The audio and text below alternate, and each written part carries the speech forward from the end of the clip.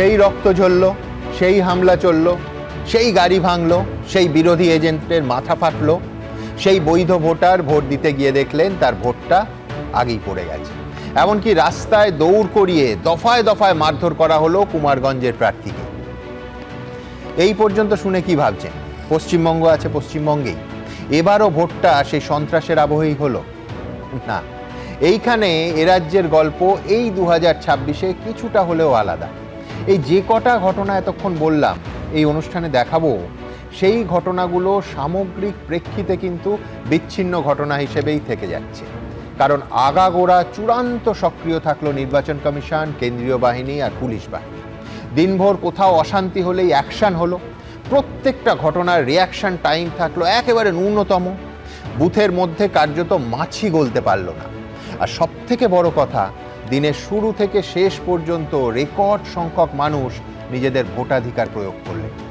গণতন্ত্রের মূল উদ্দেশ্যটা প্রথম দফায় অন্তত 16টা জেলায় 152টা বিধানসভায় উতরে গেল।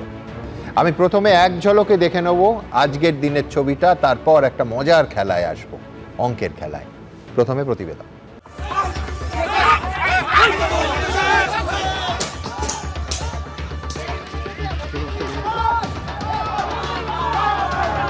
বিক্ষিপ্ত অশান্তি,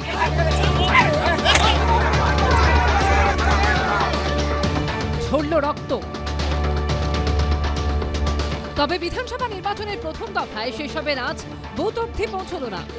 বুথ রইল সুরক্ষিত, যার ফলে লাইনে দাঁড়িয়ে ভোটাধিকার প্রয়োগ করলেন রেকর্ড সংখ্যক ভোটার।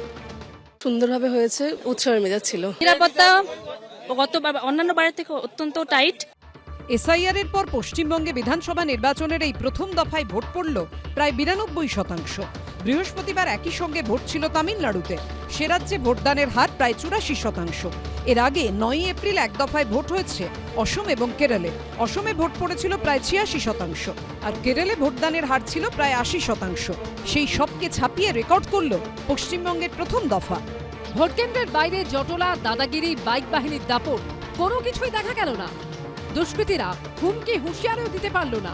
কোথাও কোনো অভিযোগ উঠতেই সঙ্গে সঙ্গে তৎপর হলো পুলিশ, কেন্দ্রীয় বাহিনী। নির্বাচন কমিশনের ছাঁকনিতে আটকে গেল সিংহভাগ ভুয়ো ভোটার। এই মুহূর্তে আমরা দাঁড়িয়ে রয়েছি মালদা বিধানসভার একটি বুথে, যে বুথের বাইরে আইটিবিপির যারা মোতায়েন রয়েছেন তারা এইভাবেই বুথের বাইরে একটা যেন অস্থায়ী বাংকার তৈরি করেছেন বুথের ঠিক ভেতরেই। সেখানে যিনি এই অঞ্চলের বিএলও রয়েছেন, সেই বিএলও তিনি এই লিস্ট নিয়ে বসে রয়েছেন। আমার এখানে বসে থাকার উদ্দেশ্য, আমার এলাকার যে সব ভোটার তাদেরকে আমি আইডেন্টিফাই করে ভিতরে পাঠাবো, বা কোনো ডুপ্লিকেট ভোটার ঢুকছে কিনা সেটা আমার আইডেন্টিফাই করার জন্য আমি এখানে বসে আছি। এর মাঝে কিছু অশান্তির ছবিও সামনে এলো। দক্ষিণ দিনাজপুরের কুমারগঞ্জে তাড়া করে কিল, চর, ঘুষি মারা হলো বিজেপি প্রার্থী শুভেন্দু সরকারকে। আসানসোলে বিজেপি প্রার্থী অগ্নিমিত্রা পারের কনভয়ের গাড়ির কাঁচ ভাঙা হলো। মুর্শিদাবাদের নওদায় তৃণমূলের সঙ্গে তুমুল বচসা এবং তারপর ধস্তাধস্তিতে জড়ান আম জনতা উন্নয়ন পার্টির প্রার্থী হুমায়ুন কবির।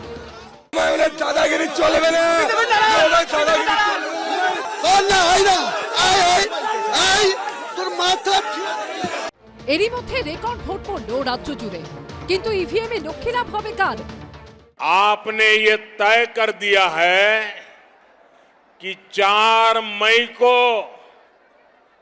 केवल परिणाम नहीं, परिवर्तन आएगा। মনে রাখবেন, পতন শুরু হয়ে গেছে বিজেপির। আগে দিল্লি সামলান, তারপরে বাংলার দিকে তাকান। বিক্ষিপ্ত অশান্তি, বাগযুদ্ধ, রেকর্ড ভোটের পাশাপাশি প্রথম দফায় ঝাড়গ্রামে দেখা গেল মন ভালো করা এক ছবি। ঘুরতে ঘুরতে জিতু শোলে ভোটের লাইনের কাছে চলে আসে রামলাল নামে এই হাতিটি। বন দপ্তরের কর্মীরা ঘটনাস্থলে গিয়ে হাতিটিকে সরিয়ে পরিস্থিতি সামাল দেন। এরকম ভোট বহুদিন দেখেনি পশ্চিমবঙ্গবাসী। এবার নজর 29 তারিখ দ্বিতীয় দফার দিকে। এবিপি আনন্দ।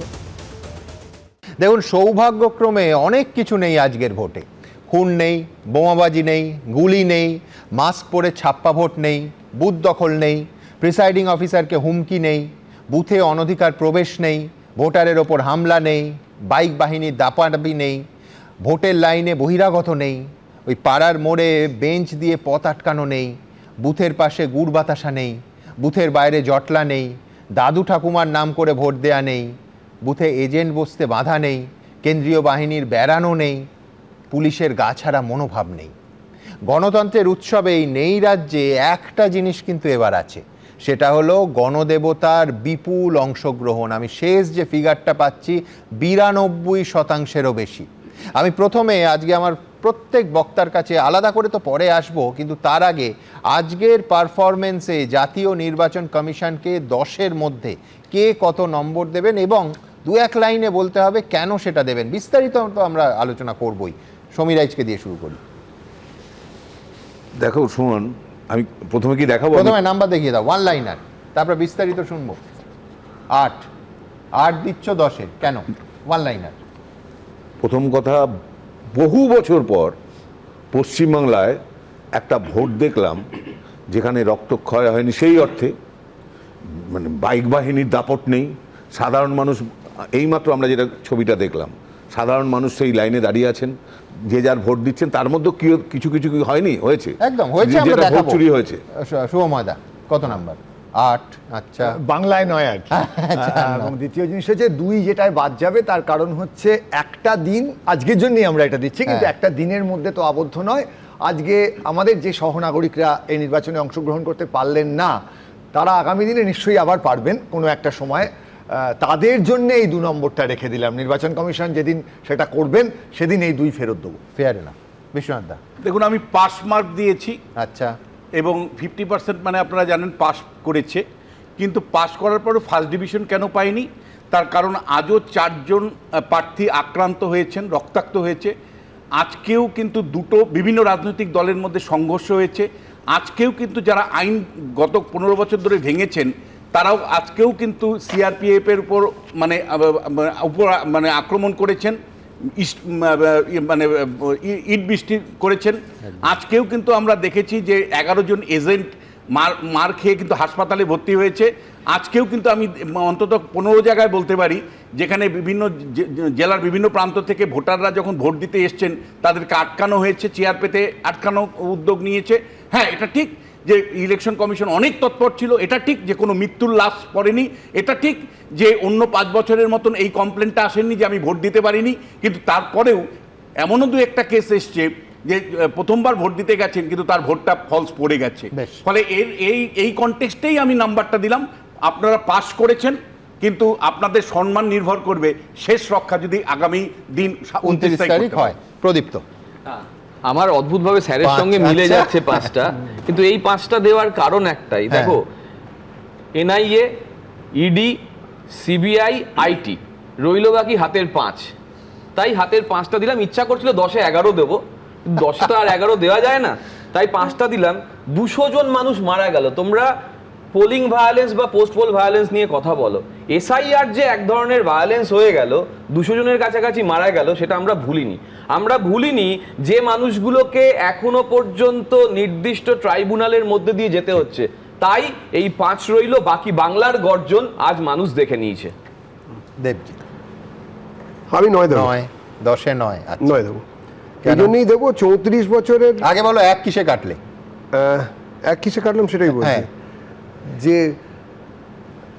একদম গণতন্ত্রের উৎসব যদি নির্বাচন হয় সেখানে একটা ছোট নুড়িও পড়া উচিত নয়। ইট তো পরের কথা, সেখানে প্রার্থী মার খেয়েছে এবং বহু জায়গায় ভাঙচুর ইত্যাদি হয়েছে। কিন্তু আমি বলছি 34 বছরের সঙ্গে যদি আপনি 15 বছর যোগ করেন তাহলে এই প্রায় 49 না, এখন তো 50 চলছে।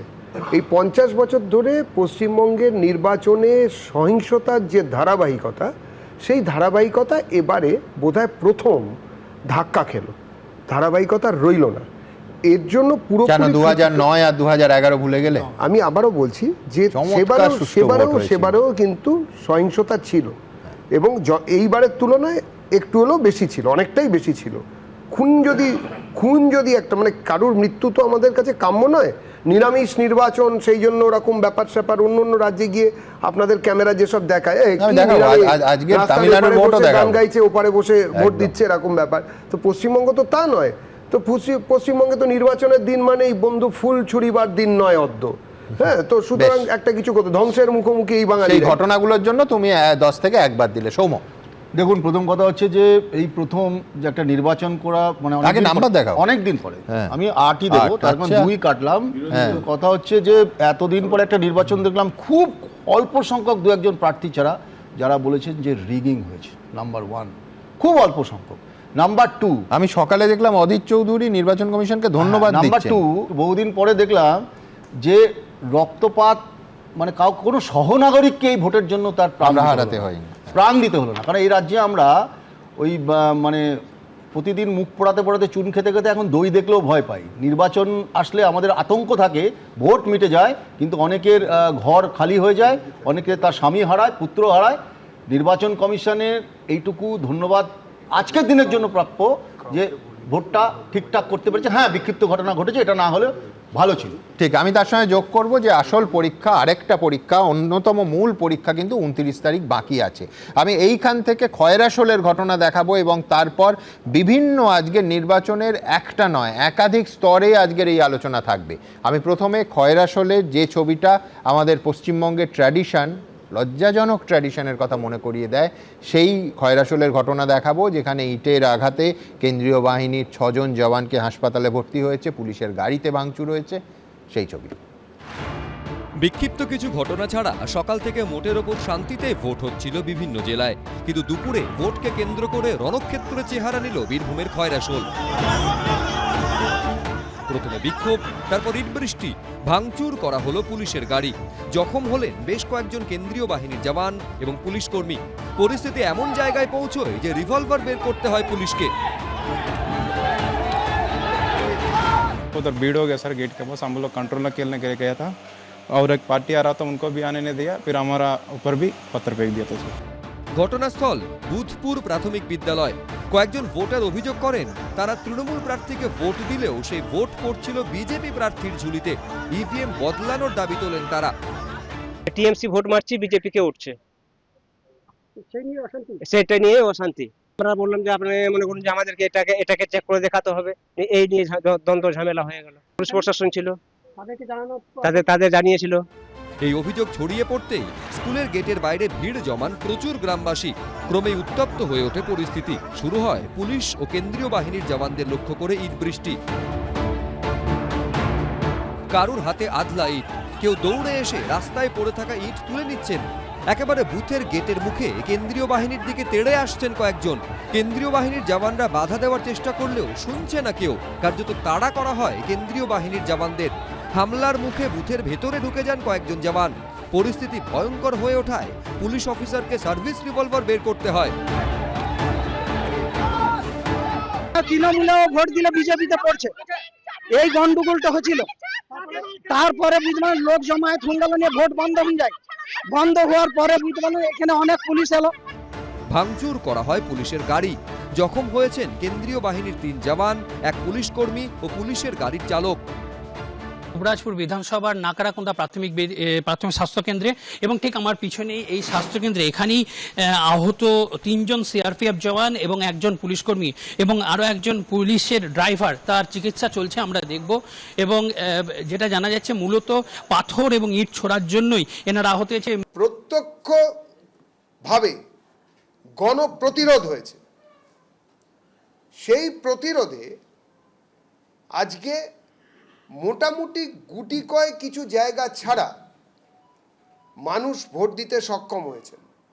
যেখানে যেখানে বিজেপি প্রার্থী কিংবা সমর্থক সদস্যদের ওপর বা সাধারণ ভোটদাতাদের ওপর হামলা ঘটানোর অপচেষ্টা হয়েছে, পশ্চিমবঙ্গের জনতা রুখে দাঁড়িয়েছে। নির্বাচন কমিশন কি বিক্ষিপ্ত ঘটনা বলেছে, কিন্তু আপনারা মনে করে দেখুন যে নির্বাচন কমিশন যাই বলুক না কেন, মানে এই কেন্দ্রীয় বাহিনী গতবার শীতলকুচি ঘটিয়েছে। তো তারপরেও এই ধরনের প্ররোচনা দেওয়া হচ্ছে বিভিন্ন জায়গা থেকে। যারা এটা করছে এটা ঠিক নয় এবং আমাদের সঙ্গে, দলের সঙ্গে এর কোনো সম্পর্ক নেই। এই ঘটনায় রিপোর্ট তলব করেছে নির্বাচন কমিশন। ভাস্কর মুখোপাধ্যায়, ঐশী মুখোপাধ্যায়, আবির দত্তর রিপোর্ট, এবিপি আনন্দ। একদিকে পশ্চিমবঙ্গে ভোটদানের সর্বকালীন রেকর্ড, আর সেই নিয়ে সিইও দফতরে এই মুহূর্তে সাংবাদিকদের মুখোমুখি মনোজ আগরওয়াল, সিইও। কমপ্লেন্ট আসতো কি রাত্রি কিছু হুমকি টুমকি হয়েছে আপনার পোলিং পার্টিকে, ইয়া কিছু লোক ঢুকে গেছে আননেসেসারি, ইয়া পোলিং স্টেশন মধ্যে লোক ঢুকে গেছে, ইয়া আপনার যে আছে কিছু লোক যে আছে খাওয়া দাওয়া নিয়ে এসে গেছেন, এসব জিনিস যেটা আমি বলেছিলাম কি কোনো হবে না, ওটা হলো না। যেটা আপনি বলছেন কিন্তু ছোটপুট ল অ্যান্ড অর্ডার ঘটনা হয়েছে ইন কম্প্যারিজন টু যেটা আগে ইলেকশন হতো, that is outside the polling station. যেখানে আপনার যে আছে ফুল আমাদের কাছে 95% ফোর্স এখানে আছে ওখানে আছে, অ্যান্ড কেউ election be any election which is there high stakes are there, এরকম হতেই পারে। বাট এমন কোনো ঘটনা হলো না কি এনি ডেথ ওয়াজ দেয়ার या any major grievous injury was there, এরকম নেই কি সামথিং যেটা ছিল কি এটা। অ্যান্ড যতটুকু আমি খবর পেয়েছি, আপনাদের কাছে भी খবর হবে, আপনাদের লোকাল করেসপন্ডেন্ট আছেন, কি people came out to vote without fear and people সব কন্ট্রিবিউট করলো কি আমরা আসবো যাবো ভোট করবো। আর আমি আমাদের যে আমাদেরকে দিয়েছেন আমাদের कहते हैं এডিজি সাহেব দিয়েছেন, যে এডিজি লিগাল আছেন আর আমাদের স্টেট পুলিশ নোডাল অফিসার আছেন ইসিআই, উনি যেটা বলেছেন কি আপনার টোটাল 44376 বুথ ছিল 44,376, ওর মধ্যে আপনার 39,558 বুথে পোলিং কমপ্লিট হয়ে গেছে, যেখানে আপনার আপনার টোটাল পোলিং বুথ যে আজকে গিয়েছিল 44,376, যার মধ্যে আপনার কমপ্লিট হয়ে গেছে 39,548, এন্ড আপনার যে পোলিং যেটা চলছে ওটাই আছে 6টা পর্যন্ত যে এসে গেছে। এটা নির্দিষ্ট ছিল, টাইম ছিল, ভোটার স্লিপ দেওয়া হয়েছে, বাইরে ক্যামেরা ক্যাপচার করেছে, যে ভোটার এসছে 6টা পর্যন্ত ও ক্যামেরা বন্দি আছেন, क्योंकि এবার আউটসাইড ক্যামেরাও ছিল, ওটা চলছে 4,828। তো এটা যেটা আছে এই জন্য আমরা এখন ফাইনাল পার্সেন্টেজ বলতে পারবো না, ফাইনাল পার্সেন্টেজ বের করতে করতে 2-3 ঘন্টা और টাইম লাগবে যেটা আছে, या लेट হবে, क्योंकि এটা সব জায়গায় যখন কমপ্লিট হয়ে যাবে তারপরে অ্যাগ্রিগেট হবে তারপরে বিড হবে। তো this is the status as of now. খুব ইন্টারেস্টিং, এখনো পর্যন্ত 92% হয়ে গেছে, তারপরেও এই মুহূর্তে প্রায় 5,000 বুথে পোলিং চলছে, অর্থাৎ আরও 2-3 ঘন্টা লাগবে। এবং আমি বলছি সর্বকালীন রেকর্ড তো ইতিমধ্যে হয়ে গেছে, সংখ্যাটা কোথায় গিয়ে দাঁড়ায় আমাদের প্রত্যেকের কৌতূহল থাকবে। দেখুন, প্রত্যেক দিনই হাজার হাজার মিনিটের ফুটেজ এবিপি আনন্দের ক্যামেরাবন্দি হয়, কিন্তু তারই মধ্যে কিছু অংশ এমন প্রতীকী হয়ে ওঠে, এতটা নজর কেড়ে নেয় যে এক যুগ পরেও তা নিয়ে চর্চা চলে। হাজার হাজার ফুটেজের মধ্যে তেমনই ফুটেজ ছিল হাজারদুয়ারির সেই ফুটেজটা, যে ফুটেজে দেখা গেছিল কেন্দ্রীয় বাহিনীর সশস্ত্র জওয়ানরা ভোটের দিন ঠিক যে সময় মুর্শিদাবাদ জুড়ে রক্ত ঝরছে, লাশ পড়ছে, তখন অন ডিউটি হাজারদুয়ারিতে হাওয়া খাচ্ছেন। ভাবতে পারেন, সেটা ছিল 2015 সালের পুরো ভোট। এই স্টুডিওতে বসে আপনাদের দেখিয়েছিলাম।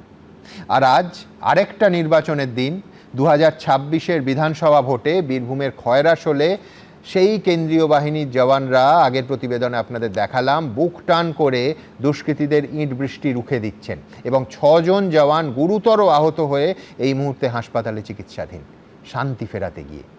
এই ভোটে এর আগে কিন্তু নির্বাচন কমিশন কর্তব্যে গাফিলতির জন্য একাধিক ক্ষেত্রে কেন্দ্রীয় বাহিনীর জওয়ানদের বিরুদ্ধে কঠোর ব্যবস্থা নিয়েছে।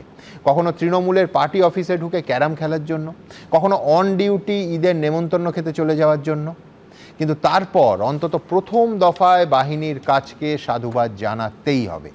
সেই জন্যই কি সমীর রাইচ, আমার পরের বক্তা, 10-এর মধ্যে 8 নম্বর দিয়েছেন নির্বাচন কমিশনকে? সুমন, অতি অবশ্যই তাই। 10-এর মধ্যে 8 দেওয়ার কারণটা একদম সেই জন্যে।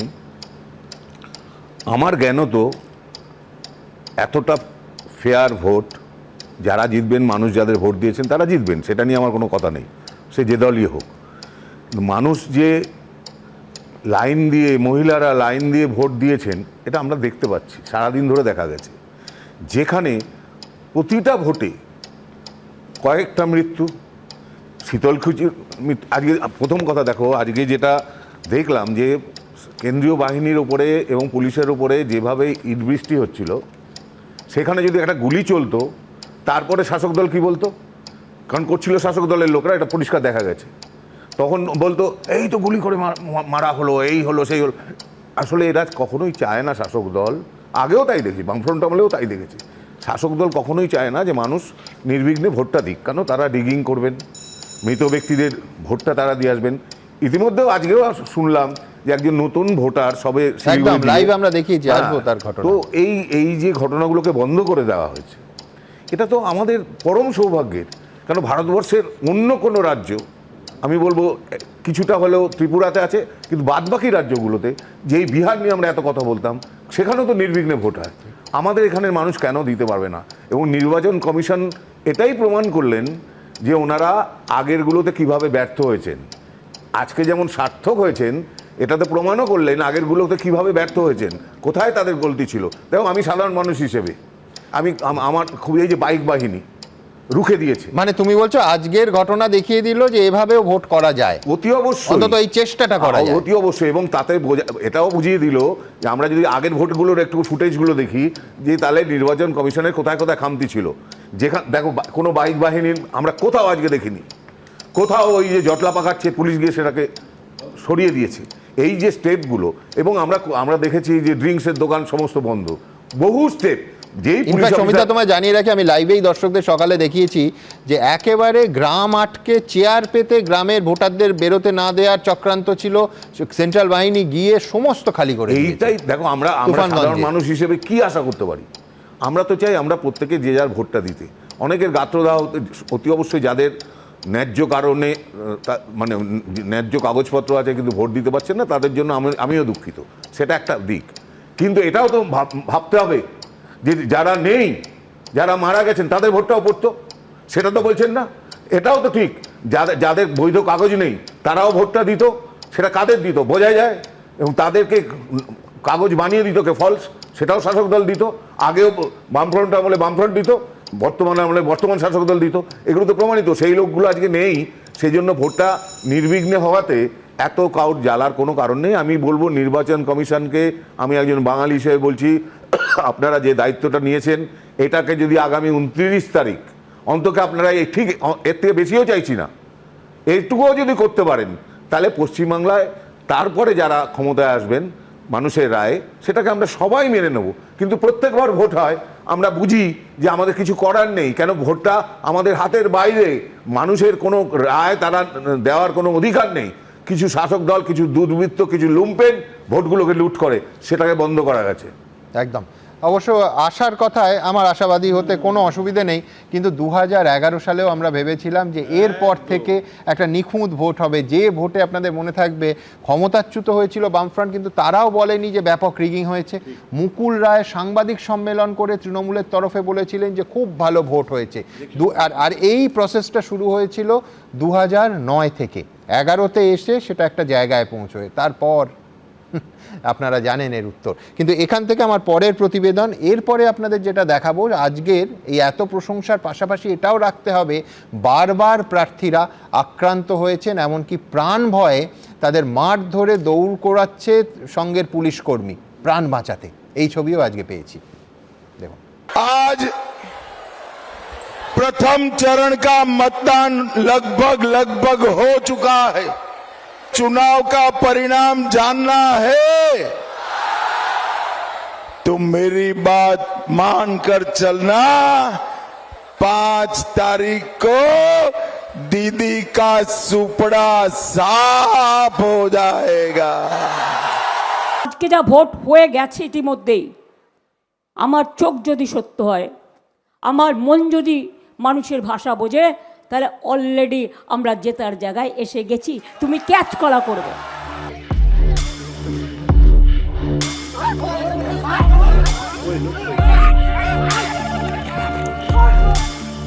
রেকর্ড ভোটদান, ঐতিহাসিক ভোট, কড়া নিরাপত্তা, হাজার হাজার লক্ষ লক্ষ কেন্দ্রীয় বাহিনী, ভোটের ওপর সুষ্ঠু ও নির্বিঘ্নে ভোট হলেও কয়েকটি জায়গায় আক্রান্ত হলেন বিজেপির প্রার্থীরা। পুলিশের সামনে পেটানো হলো বিজেপি প্রার্থীকে।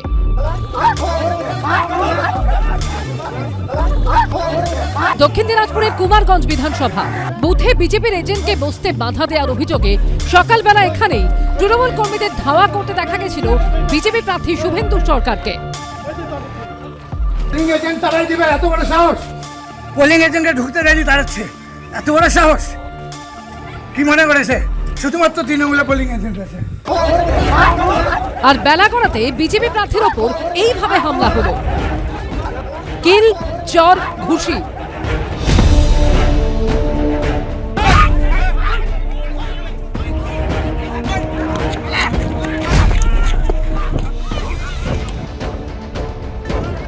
অভিযোগ উঠল তৃণমূল আশ্রিত দুষ্কৃতীদের বিরুদ্ধে। বিজেপি প্রার্থীকে বাঁচানোর আপ্রাণ চেষ্টা করলেন সঙ্গে থাকা পুলিশ কর্মী। গ্রামের রাস্তা, মাঠ ঘাট ধরে কোনো রকমে ছুটে পালিয়ে প্রাণ বাঁচালেন বিজেপি প্রার্থী।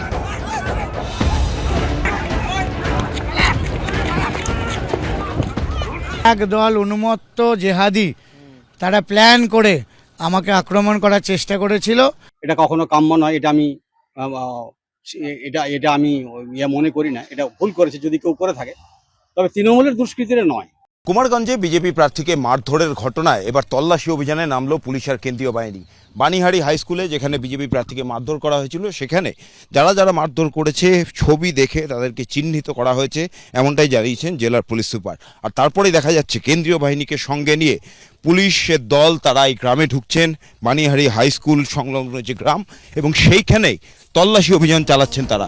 দক্ষিণ দিনাজপুরের পুলিশ সুপার জানিয়েছেন বেশ কয়েকজন অভিযুক্তকে গ্রেফতার করা হয়েছে। বীরভূমের লাভপুর বিধানসভা কেন্দ্রের বিজেপি প্রার্থী দেবাশিস ওঝাকে বেধড়ক মারধরের অভিযোগ ওঠে। তাকে উদ্ধার করতে গেলে ভাঙচুর চালানো হয় পুলিশের গাড়িতে। আমি খবর পাই ছাপ্পা হচ্ছে, দেখি একটা ছেলে 3 বার ভোট মারছে ওখানে।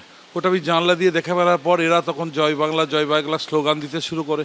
তারপরে হঠাৎ অতর্কিতে সব দেখছি ধেয়ে আসতে লাগে আমার দিকে। আমি বারান্দার উপর দাঁড়িয়েছিলাম উপরে, ওখান থেকে টেনে হিঁচড়ে নামানোর চেষ্টা করে, প্যারামিলিটারিরা বাধা দেয়। আস্তে আস্তে উত্তেজনা চরমে ওঠে, মাথাতে একটা পাথর দিয়ে মারার চেষ্টা করে, সেই পাথর ধাক্কাটা এখানে পাই।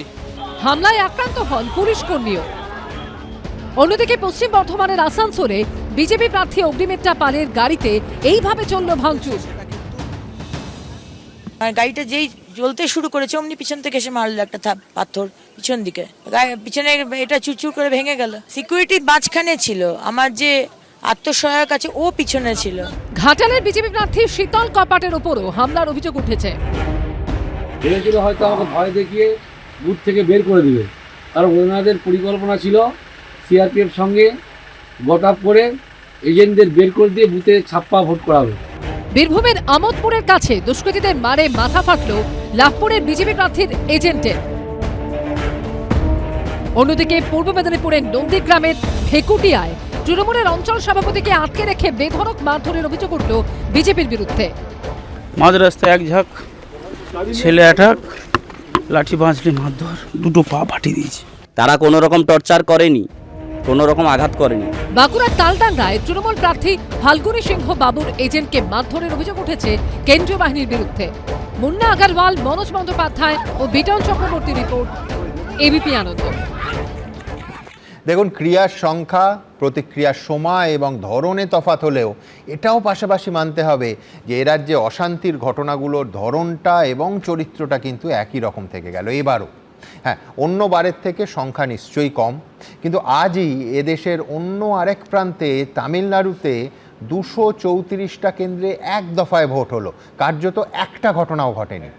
আর আমাদের রাজ্যে বেশিরভাগ ঘটনায় অভিযোগ উঠল সেই শাসক দলের বিরুদ্ধে। ধরুন, দক্ষিণ দিনাজপুরের কুমারগঞ্জে বিজেপি প্রার্থীকে দফায় দফায় এমন মারা হলো, এক্ষুনি আপনাদের দেখালাম যে তাকে গ্রামের রাস্তা, মাঠঘাট ধরে রীতিমতো ছুটিয়ে তার প্রাণ বাঁচাতে হলো সঙ্গে থাকা ওই পুলিশ কর্মীকে। আমার তো এই ফুটেজ দেখে মানস ভূঁইয়ার কথা মনে পড়ে যাচ্ছিল। 2009 সালের 15ই জুলাই বর্ধমানের মঙ্গলকোটে সিপিএম কর্মীদের হাতে আক্রান্ত হয়ে মানসদা প্রাণ ভয়ে ধান ক্ষেতের আল ধরে দৌড়চ্ছেন আর মোবাইল ফোনে মুখ্যমন্ত্রী বুদ্ধদেব ভট্টাচার্যের সাহায্য ভিক্ষা করছেন। এই ছবি দেখিয়েছিলাম আপনাদের। তাহলে আমার পরের বক্তা প্রদীপ্ত কি বলবে? সিপিএম হোক বা তৃণমূল, শাসকদের চরিত্র এ রাজ্যে কিছুতেই বদলায় না। না দাদা, আমার একই সঙ্গে মনে পড়ছে সেই অভিশপ্ত রাতের কথা, যেখানে বিভিন্ন যে জুডিশিয়াল অফিসাররা ঘেরাও হয়েছিলেন এবং চূড়ান্ত হয়রানির শিকার হয়েছে, তাদের প্রায় মৃত্যুর সম্মুখীন হতে হয়েছিল মোথাবাড়ির ঘটনা। সেইখানে কিছু প্রশ্ন এই সভা থেকেই উঠে এসেছিল যে প্রশাসন কি করছে। তার মানে নির্বাচন কমিশনের ভূমিকার সঙ্গে সঙ্গে প্রশাসনের ভূমিকাটার একটা বড় প্রসঙ্গ রয়েছে। তাহলে আজকে যদি নির্বাচন কমিশনের ওই 8, 9, 10 করা হয়, আমার মনে হচ্ছে ওরকম একটা প্রশাসনকেও 8, 9, 10 করতে হবে কিনা। মানে কখনো আমি শুধু নির্বাচন কমিশনকে তুলবো যখন ভালো না, তুমি আমার প্রথম যদি আমার কথা বলো, প্রথমেই আমি বলেছি না নির্বাচন কমিশন, কেন্দ্রীয় বাহিনী এবং পুলিশ বাহিনী একদমই তাই, এক নিঃশ্বাসে বলেছি, এইখানে এক নিঃশ্বাসে আসছে দাদা। কিন্তু যখন তুমি সভা করছিলে সেদিনকে, তখন এখানকার সভাপদ যারা ছিলেন তাদের বক্তব্য ছিল রাজ্য প্রশাসনের হাতেই তো ক্ষমতা থাকে এবং ল অ্যান্ড অর্ডার সম্পূর্ণ নির্ভর করে রাজ্য প্রশাসনের হাতে। তাহলে আজকে সেই কথাটা কেউ বলতে পারবেন কিনা, একজন বলে চলে গিয়েছেন, বাকিরা বলতে পারবেন কিনা আমার একটু ডাউট রইল। এখন আমার যেটা বক্তব্য, আচ্ছা তুমি যে 5 দিলে 8-এ 10-এ, তার 5-এর মধ্যে কতটা তুমি ভাগ করছো তো, কতটা রাজ্য প্রশাসনকে দিলে, কতটা কেন্দ্রীয় বাহিনীকে দিলে? আমার ইচ্ছা ছিল ইলেকশন কমিশনকে 10-এ 11 দেওয়া, কিন্তু সেটা দেওয়া যায় না। সেই জন্য হাতের 5 ইডি, সিবিআই, এনআইএ, আইটি, হাতের 5 রইল ইলেকশন কমিশন, ব্যবহার করেছে, হয়ে গেছে। আমার যেটা বক্তব্য, তুমি খেয়াল করে দেখবে যখন হুমায়ুন কবিরের যে ঘটনাক্রম, আমি পার্থকে প্রথমে ধন্যবাদ দিই, পার্থ অসামান্য একটা খবর তখন দেখিয়েছে আমাদেরকে, যে হুমায়ুন কবিরের ওরকম একটা ঘটনা ঘটছে, কনভয়ে আঘাত হচ্ছে, সেই সময় চূড়ান্ত অন্যায়, মানে যারা করেছেন তাদের সত্যি শাস্তিপ্রাপ্য। কিন্তু সেই সময় হুমায়ুন কবিরের ওই কনভয়ের গাড়ি খুলে হুমায়ুন কবিরের সমর্থকরা ওখান থেকে লাঠি বার করছে এবং সেই লাঠি বার করে তেড়ে যাচ্ছে। What about CRPF? তাহলে মিতালি বাগকে রাত্রিবেলায় সার্চ করা যায় এবং সেখানে কোনো মহিলা পুলিশ আধিকারিক বা কনস্টেবল থাকে না, মিতালি বাগ ঘন্টার পর ঘন্টা রাস্তায় বসে থাকে, তিনি একজন সাংসদ। আর এইখানেই আমরা বলেছিলাম বিজেপি স্টুজ ওই ভদ্রলোক, যে তার গাড়ি থেকে লাঠি বেরোচ্ছে, এখনো অব্দি ইলেকশন কমিশন একটা অভিযোগ রুজু করেছে, একটা অভিযোগ। লাঠিরও আমরা ওরা হয়েছে, আমি সেটাই বলছি, সেইখানেই তো বলছি। তুমি যে কথাগুলো বললে তার সঙ্গে সঙ্গে তুমি নিশ্চয়ই গোপীবল্লভপুর রবীন্দ্রনাথ বলের কথাটা বলবে, সকাল সকাল ঘটেছিল। তুমি নিশ্চয়ই সেই পাড়াটার কথা বলবে যেখানে সিআরপিএফ ঢুকে গিয়ে মোটর বাইক ভেঙে দিল, তুমি বারবার সেটা দেখিয়েছো। তুমি নিশ্চয়ই বলবে চোপড়ার লাখিপুরে সিআরপিএফ জওয়ান 3 জন মহিলাকে কিভাবে ব্যবস্থাপনার মধ্যে নিয়েছেন, যেটা আমরা খারাপ চোখে দেখছি। ফলে কোথাও নাতিকে নিয়ে ভোট দিতে যাচ্ছেন বৃদ্ধা, সেখানে নাতির হাতে মেরে দেওয়া হচ্ছে। কোথাও নাতি, কোনো এক বৃদ্ধা ভোট দিতে যাচ্ছেন, সিআরপিএফ ভোট দিতে দিয়েছে ওই হাতের 5, যেটা বলেছিলাম আর কি। আমার বক্তব্য যেটা, এই কিন্তু 6 জন সিআরপিএফ আহত হয়েছেন তোমাদের সমর্থকদের হাতে, সেটাও বলো। আগেও বলে দিয়েছি দাদা, শুরুতেই বলে দিয়েছি চূড়ান্ত অন্যায় এবং শাস্তিপ্রাপ্য। আমার বক্তব্য, এ ভোট মানুষের গর্জনের ভোট। এবং বিহারের উদাহরণ যদি টানি, বিহারেও কিন্তু এসআইআর এর পরে এত ভোট হয়েছিল। এই যে মৃত ভোটার, শিফটেড ভোটার, কিংবা যারা ডেড, যারা বিভিন্নভাবে ভোট দেয় না বলে যাদের নাম কাটা গেছে বা অন্য কিছু, এতগুলো নাম বাদ দিয়ে যদি ভোটের পার্সেন্টেজ দেখো একই রকম আছে। আর যদি বিহারকে একটা নতুন উদাহরণ হিসেবে দেখো, সেখানেও সরকার পরিবর্তন হয়নি। আমরা 125 পাচ্ছি, এই 152 অলরেডি দল থেকে সভা করে বলে দেওয়া হয়েছে, ভোট বেড়েছিল। আমি সেটাই বলছি, আমার এই ভোটটা না তৃণমূলকে মার্জিন বাড়ানোর ভোট হয়েছে। এই ভোটটা হয়েছে ক্ষমতায় মানুষ আসবে, তাদের সহনাগরিক যারা মারা গেছে তাদের জন্য প্রতিবাদের ভোট হয়েছে। এই ভোটটা হয়েছে যোগ্য বৈধ ভোটারদের বাদ দেওয়ার বিরুদ্ধে ভোট। এই ভোটটা হয়েছে রাতের বেলায় নানান বদলির বিরুদ্ধে ভোট। এই ভোট হয়েছে ওই হাতের 5-এর বিরুদ্ধে ভোট। আমরা নিশ্চিত ক্ষমতায় আসি দাদা, এবং দেবজিৎ দ্বারা আবার খুব চিন্তায় পড়বে আগামী 5 বছর কিভাবে তারা চালাবে আর কি। বেশ, একটা তো ফ্যাক্ট নিয়ে কোনো বিতর্কের জায়গা নেই, আবার বলছি 92% ক্রস করে গেছে, স্বাধীনতার পর সর্বকালীন রেকর্ড। 1, 2 হচ্ছে গর্জনের ভোট বলছে প্রদীপ্ত। এখন এই ভোট, আমি এর বিস্তারিত আলোচনায় আসবো পরবর্তী পর্বে, কিন্তু এসআইআর এর পক্ষে ভোট হলো, এত মানুষ বেরিয়ে এসআইআর এর পক্ষে ভোট দিলেন, না এসআইআর এ যারা ক্ষুব্ধ, যারা ক্রুদ্ধ, তারা বিপক্ষে ভোট দিলেন? এর উত্তর একমাত্র আমার জানা নেই। 4 তারিখে আমরা সবাই একসঙ্গে জানতে পারবো, সেই বিতর্ক তো থাকবেই। আর এই বেশি ভোটের পার্সেন্টেজের বিভিন্ন বিশ্লেষণ আছে, আমি এই ঘটনার পরবর্তী পর্যায়ে আজকেই আলোচনা করব। কিন্তু এখন যেটা দেখাবো, যেটা দেখাতে গিয়ে সত্যি সত্যি আমাদের প্রত্যেকে, আমরা 6 জন এখানে ছিলাম, 7 জন ছিলাম, প্রত্যেকের খারাপ লেগেছে। একটি মেয়ে, প্রথমবারের ভোটার, জীবনে প্রথমবার সেই অভিজ্ঞতাটা সে পেতে ভোট দিতে গেছিল, গিয়ে দেখছে তার নামে ভোটটা পড়ে গেছে শিলিগুড়িতে। লাইভ দেখিয়েছিলাম সকালে, আজ সকালে এই অনুষ্ঠানে। আমি দ্রুত একবার দেখাবো, তারপর আমার পরবর্তী বক্তার কাছে আসবো। দেখুন। ভোটটা বলে অন্য কেউ দিয়ে চলে গেছেন, ওরা বলেছেন। তুমি কি প্রথম ভোট দিতে এসেছিলাম। পরের পোলিং অফিসার তিনি বললেন আপনার তো ভোট পোস্টাল ব্যালট হয়ে গেছে। প্রথম দফায় অবাধ ও শান্তিপূর্ণ ভোটের লক্ষ্যে কার্যত বুথে মাছি গলতে না দেবার বন্দোবস্ত করেছিল নির্বাচন কমিশন। और आपके साथ कोई लोग नहीं रहने चाहिए प्लीज। नहीं वो मेरे साथ आ रहे थे, नहीं आना है, वो वोटर भी आपके साथ नहीं आना है।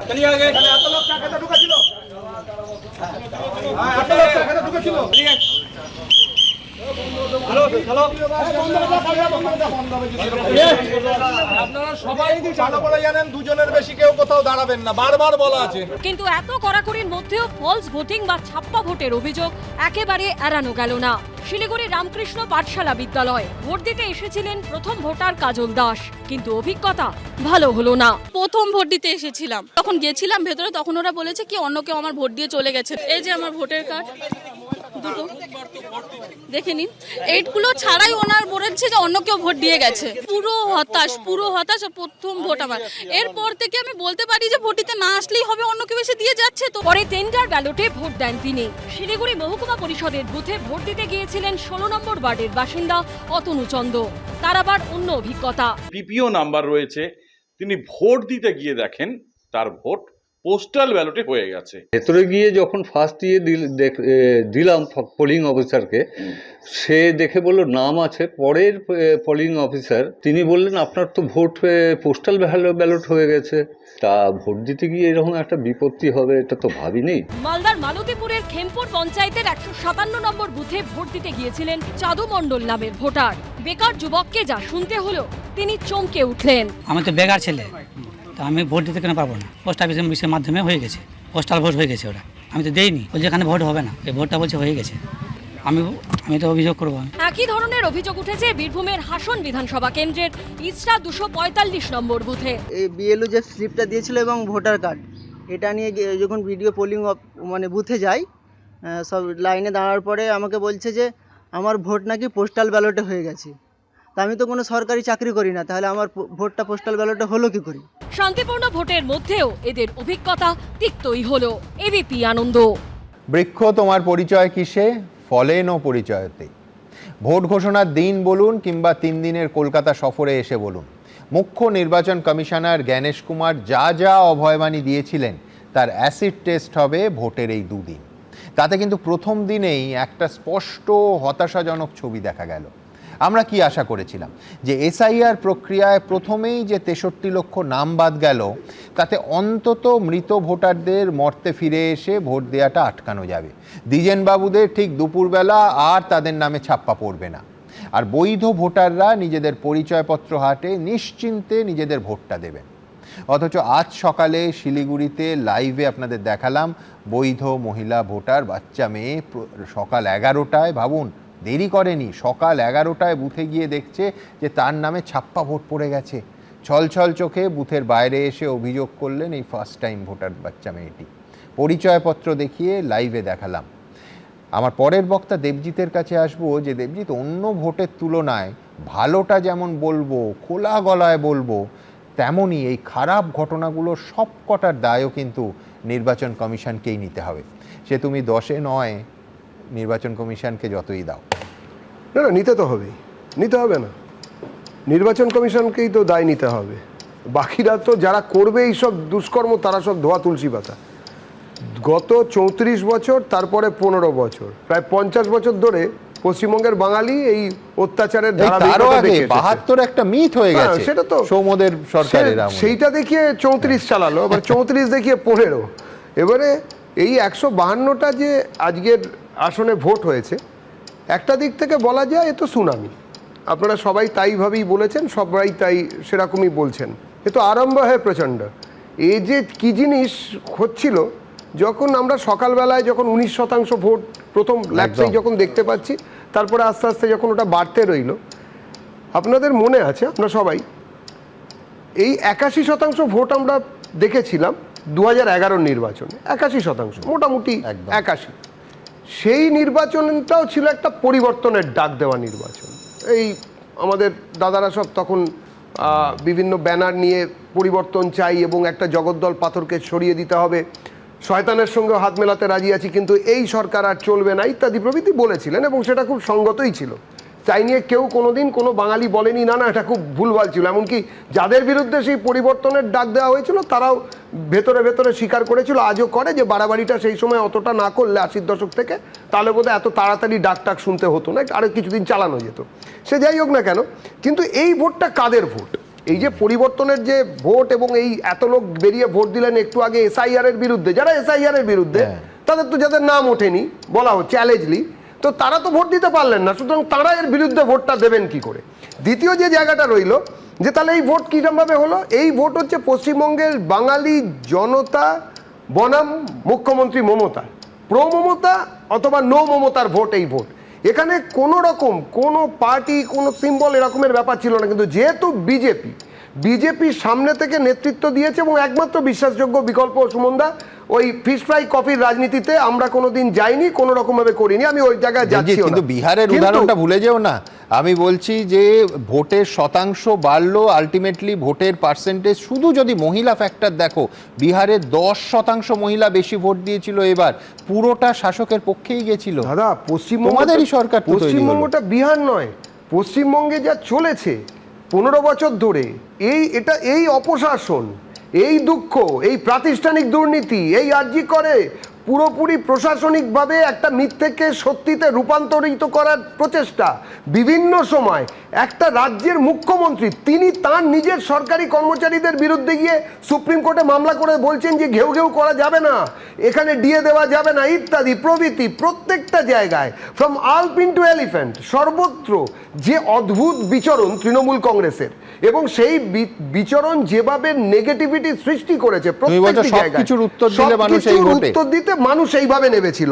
দেখুন আরেকটা বিষয়, আজকে কুমারগঞ্জের যে মার খাওয়া দেখালেন, ওই আমাদের যিনি বিধায়ক পদপ্রার্থী, যিনি শুভেন্দু সরকার, তিনি দৌড়ে আসছেন, তাকে লুঙ্গি পরা একজন ভদ্রলোক চেপে ধরছেন, দুমদাম মারছেন, উল্টো দিকে আরো দুজন লুঙ্গি পরা দৌড়ে আসছেন, তারাও তাকে জাপটে ধরছেন। এই যে এইসব চলছে, আমরা শুধু বলতে পারি একটাই কথা, মনে রাখবেন যে দ্বিতীয় দফার ভোটেতেও এটা মনে রাখবেন, কুমারগঞ্জ হয়তো বালিগঞ্জ থেকে অনেকটা দূরে, কিন্তু এই জিনিস বালিগঞ্জের লোকেদের সঙ্গে হতে পারে। সাবধান, ভোট দিতে হবে বিচক্ষণতার সঙ্গে, এবং প্রথম দফার যে ভোট, সেই দফার ভোটের মতন করেই সুনামিকে আরও বড় সুনামিতে রূপান্তরিত করতে হবে। এই সরকার, তৃণমূল সরকারকে সরিয়ে বিজেপি সরকারের আসার যে প্রতিধ্বনি আপনিও শুনছেন, আমিও শুনছি, বাকিরাও শুনছে, এমনকি প্রদীপ্তও শুনছে, তো সেই আসার 4 তারিখে যে আসার সরকার, বিজেপির আসার এবং পশ্চিমবঙ্গের জনতার আসার তালবস্বর, তো আসার সরকার, সেটা আমি প্রদীপ্তর কাছে যাব, আমি জনতার ধ্বনি শুধু শুনতে পাই, আর জনতা কার নামে জয়ধ্বনি দেবে সেটা আমি বুঝতে পারবো 4 তারিখ। শুধু দুটো ডেটা কারেক্ট করে দিই, ইনফ্যাক্ট 3টে। একটা হচ্ছে শুধু লুঙ্গি নয়, ওখানে প্যান্ট শার্ট পরা লোকও প্রার্থীর গায়ে হাত তুলেছেন, জঘন্য অপরাধ। এই ক্ষেত্রে পোশাকের বিভাজন নিঃসন্দেহে লুঙ্গি এবং শার্ট প্যান্ট দুটোই ছিল। এটাই হচ্ছে পশ্চিমবঙ্গের ট্র্যাজেডি। দুটো ডেটা দিই। এক হচ্ছে 2006 সালের বিধানসভা ভোটে বুদ্ধদেব ভট্টাচার্য যখন তার স্থায়িত্বের পক্ষে যে ভোটটা তিনি পেয়েছিলেন, সেখানে ভোট পড়ার হার ছিল 80%। আই রিপিট, 2006 সালে যেখানে 235টা আসন বামফ্রন্ট পায়, সেখানে ভোট পড়েছিল 80%। আর 2011 সালে পরিবর্তনের ভোটে ঐতিহাসিক, এর আগে অবধি রেকর্ড সেটাই ছিল, ভোটদানের হার ছিল 84%। আমি বলছি এই যে 92%, ইনফ্যাক্ট 92+, তার কারণ স্বয়ং সিইও জানালেন এখনও প্রায় 5000 বুথে সেখানে ভোট গ্রহণ চলছে। এটা পরিবর্তনের পক্ষে না স্থায়িত্বের পক্ষে ভোট, প্রত্যাবর্তন না পরিবর্তন, সেই জবাব আমরা পাবো 4 তারিখ। তার আগে প্রদীপ্ত। দাদা, এই মমতা ব্যানার্জি আর মোদি নিয়ে যখন কথা হচ্ছে না, মধ্যিখানে জনতা দেওয়া হচ্ছে, তখন অদ্ভুতভাবে জল থেকে শুরু করে 100 দিন থেকে ছাদ থেকে শুরু করে চাকরি, পুরোটাই আমার মাথায় আসছে এলিফ্যান্ট টু আলপিন না আলপিন টু এলিফ্যান্ট। 2 কোটি চাকরির হিসাব আমি যেমন পাইনি, তেমনি মানুষের টাকা কিভাবে বন্ধ করে রাখার। মমতাদি যখন বিরোধী ছিলেন তখন যেমন মেট্রো রেল, তখন যেমন মেট্রো রেলের ব্যাপার ছিল, তেমনি বিভিন্ন খাতে রেলের জন্য যে কাজ মমতা বন্দ্যোপাধ্যায় করে গেছেন সেটা দেখা গেছে। আর এরা যখন বিরোধী পশ্চিমবঙ্গে, এক ফোনে 15 অর্থ কমিশনের টাকা আটকে দেবো, এরা তো ভয়ের রাজনীতি করেছে, এরা তো ভরসার রাজনীতি করেনি। 2 কোটি চাকরির কথা বলছে, সেই 2 কোটি চাকরি এখানে 2 কোটি চাকরি দেয়নি, এরা তো ধরতে পারে না, এরা অ্যাকচুয়ালি ধরতে পারে না, যেটা ওই জন্য বিজেপি মানুষের মনটা তো বুঝতে হবে, একদম মানুষের নয়, তৃণমূলের ভোট তুমি এটা বোধহয় ভুলে গেছো, বামফ্রন্ট যখন ক্ষমতায় ছিল, আয়লা হয়েছিল, সেই টাকা বন্ধ করার জন্য মমতা বন্দ্যোপাধ্যায় প্রেস কনফারেন্স করেছিলেন যে এদের হাতে টাকা দেবেন না। সঙ্গে সঙ্গে দেওয়াটার কথা গেলে 25 টাকায় মহিলাদের জন্য মান্থলি কে বন্ধ করলো? এসে এই সরকার বন্ধ করলো মহিলাদের জন্য রেলে 25 টাকায় মান্থলি। কিন্তু আমি আবার বলছি, দুর্নীতি ইস্যুতে আয়লার টাকা যাতে তৎকালীন বামফ্রন্ট সরকার না পায়, মমতা বন্দ্যোপাধ্যায় দরবার করেছিলেন। হ্যাঁ, আমি খালি প্রদীপ্তকে একটা প্রশ্ন করতে চাই, মমতা ব্যানার্জি কি কি করেছিলেন, খুব ভালো কথা। আমার প্রদীপ্ত তুমি এইটুকু বলো, অন্তত সাধারণ মানুষকে বলো, বাংলার মানুষকে বলো, যে 1000 feet almost 300 something metre metro রেলের কাজটা দীর্ঘ বছর ধরে বন্ধ করে রেখেছেন, আমাদের রাজ্য সরকার এইটাকে আটকানোর জন্য বারবার করতে যাচ্ছেন, বারবার সময় নিচ্ছেন, এটা কার ক্ষতি? আবারও বলছি, এইখানে উত্তর দেবে, তুমি নেবে তো? না, আমি বুঝতে পারি না আমরা 300 মিটার নিয়ে যে বক্তব্য তোমরা ইতিমধ্যে দেখিয়েছো, মেন রোডের মধ্যে জমি নীতি আছে, কিন্তু তার সঙ্গে সঙ্গে 3000 মিটার যে হয়ে গেল রূপক হিসেবে বলছি, যেগুলো হবে না, অসুবিধা নিয়ে সেটা হবে না। তোমার তো পেন আছে, সেটা নয়, তুমি কি বলছো? মানুষের অসুবিধা হতে পারে, মানুষের অসুবিধা হতে পারে, বাকি যেগুলো করুণাময়ী হয়ে গেল, আমি আমার পরের প্রতিবেদনে যাব। তার আগে বলবো যে যেহেতু প্রসঙ্গটা উঠলো, 300 মিটার মাত্র, হাইকোর্ট, কলকাতা হাইকোর্ট এর কাজের সঙ্গে কারুর মামলা করার কথাই নয়, কিন্তু ডেডলাইন বেঁধে দিয়েছিলেন, তা সত্ত্বেও জুড়ল না। আমি বলছি এই বিভাজনে ক্ষতি কার হলো আমি জানি না, কিন্তু এর খুব স্পষ্ট করে সাধারণ মানুষের হলো, একেবারে স্পষ্ট কথা। এখান থেকে আমার পরের প্রতিবেদন, যে আজকে কিন্তু আবার বলছি একটা রেকর্ড হলো, স্বাধীনতার পরে ধারে কাছে কোনো পরিসংখ্যান আমি দেখতে পাচ্ছি না। 92%, এখন আরও বাড়বে, 92+ হবে অবধারিতভাবে। আমার পরের প্রতিবেদন তাই নিয়ে। শুরু হয়ে গেল ভোট যুদ্ধ। সকাল থেকে বুথের বাইরে ভোটারদের লম্বা লাইন। কয়েকটি ঘটনা ছাড়া কার্যত উৎসবের মেজাজে ভোট দিলেন ভোটাররা। পশ্চিমবঙ্গে রেকর্ড ভোট পড়ল, প্রায় 92%। চুরমার হয়ে গেল পুরনো সব রেকর্ড। ঐতিহাসিক ভোট হলো পশ্চিমবঙ্গে। बंगाल में हो रहा बम्पर मतदान ये साफ साफ दिखा रहा है कि भय हार रहा है और भरोसे की जीत पक्की है। आप देखेंगे कमाल होगा, सिर्फ बवाल नहीं होगा, बल्कि आज के दिन जब रिजल्ट आएगा तो देखेंगे कमाल होगा। প্রথম দফায় বৃহস্পতিবার ভোট গ্রহণ হলো 16টি জেলার 152টি আসনে। আর সময় যত এগোলো উপচে পড়ল ইভিএম। নির্বাচন কমিশন সূত্রে খবর, সকাল 9টা পর্যন্ত ভোট পড়ে 18.76%। সকাল 11টায় সেই হার দাঁড়ায় 41.11%। 62.11% ভোট পড়ে যায় দুপুর 1টা পর্যন্ত। দুপুর 3টেই প্রদত্ত ভোটের হার দাঁড়ায় 78.77%। বিকেল 5টা পর্যন্ত ভোট পড়ে 89.93%। শেষ অবধি সেই হার দাঁড়ায় 92%-এরও বেশি, যা রেকর্ড। বিশেষজ্ঞদের একাংশের মতে এই রেকর্ড ভোট পড়ার নানা কারণ হতে পারে। এসআইআর এর পর এবার প্রথম ভোট, তাই ভোট দিতে না পারলে নাম কাটা যেতে পারে, এই আশঙ্কায় দলে দলে মানুষ ভোট দিতে বের হয়েছেন। দ্বিতীয়ত, প্রচুর ভোট পড়ার অর্থ হতে পারে তুমুল প্রতিষ্ঠান বিরোধী হাওয়া, অর্থাৎ শাসকের বিরুদ্ধে ভোট। তৃতীয়ত, এবার যেহেতু এসআইআর এর ফলে ভোটার তালিকা একেবারে স্বচ্ছ হয়েছে, কোনো মৃত বা ডুপ্লিকেট ভোটার থাকার সুযোগ নেই, তাই মানুষ নিজের অধিকার প্রয়োগে সকাল থেকেই বুথমুখী হয়েছেন। এসআইআর অনেক কষ্ট করে মানুষের ভোটার তালিকায় নাম উঠেছে, তারপরে তারা ভোটাধিকার রক্ষা করবার জন্যে সাংঘাতিকভাবে সচেতন হবে, এটা ভেবে নেওয়াই যেতে পারে। যখনই এই পরিমাণ ভোট হয় তখন একটা অ্যান্টি ইনকামবেন্সি ট্রেন্ড থাকে। ছাপ্পা ভোট, এই ভোটটা যেটা এতদিন মবিলাইজ করা হতো বিভিন্ন বাহিনীকে দিয়ে, সেটা সম্পূর্ণ ফাঁকা থাকছে, খালি থাকছে। তাহলে খুব স্বাভাবিকভাবেই শাসক দলের পক্ষে সেটা ভালো লক্ষণ নয়। ভোট শতাংশ রেকর্ডভাবে এসেছে প্রায় 90% ওপরে। তার একটাই সাধারণ ব্যাখ্যা, সেটা হচ্ছে প্রতিষ্ঠান বিরোধিতা। সাধারণ মানুষ একে তো এসআইআরের পরে সংঘবদ্ধভাবে তাদের ভোটদান দিয়েছে, তার কারণ তারা তাদের ভোটাধিকারটা এবার অনেক গুরুত্বর সাথে প্রয়োগ করেছে। এই ভোটদান আসলে কিন্তু শাসক দলের একটা বড় চিন্তার কারণ।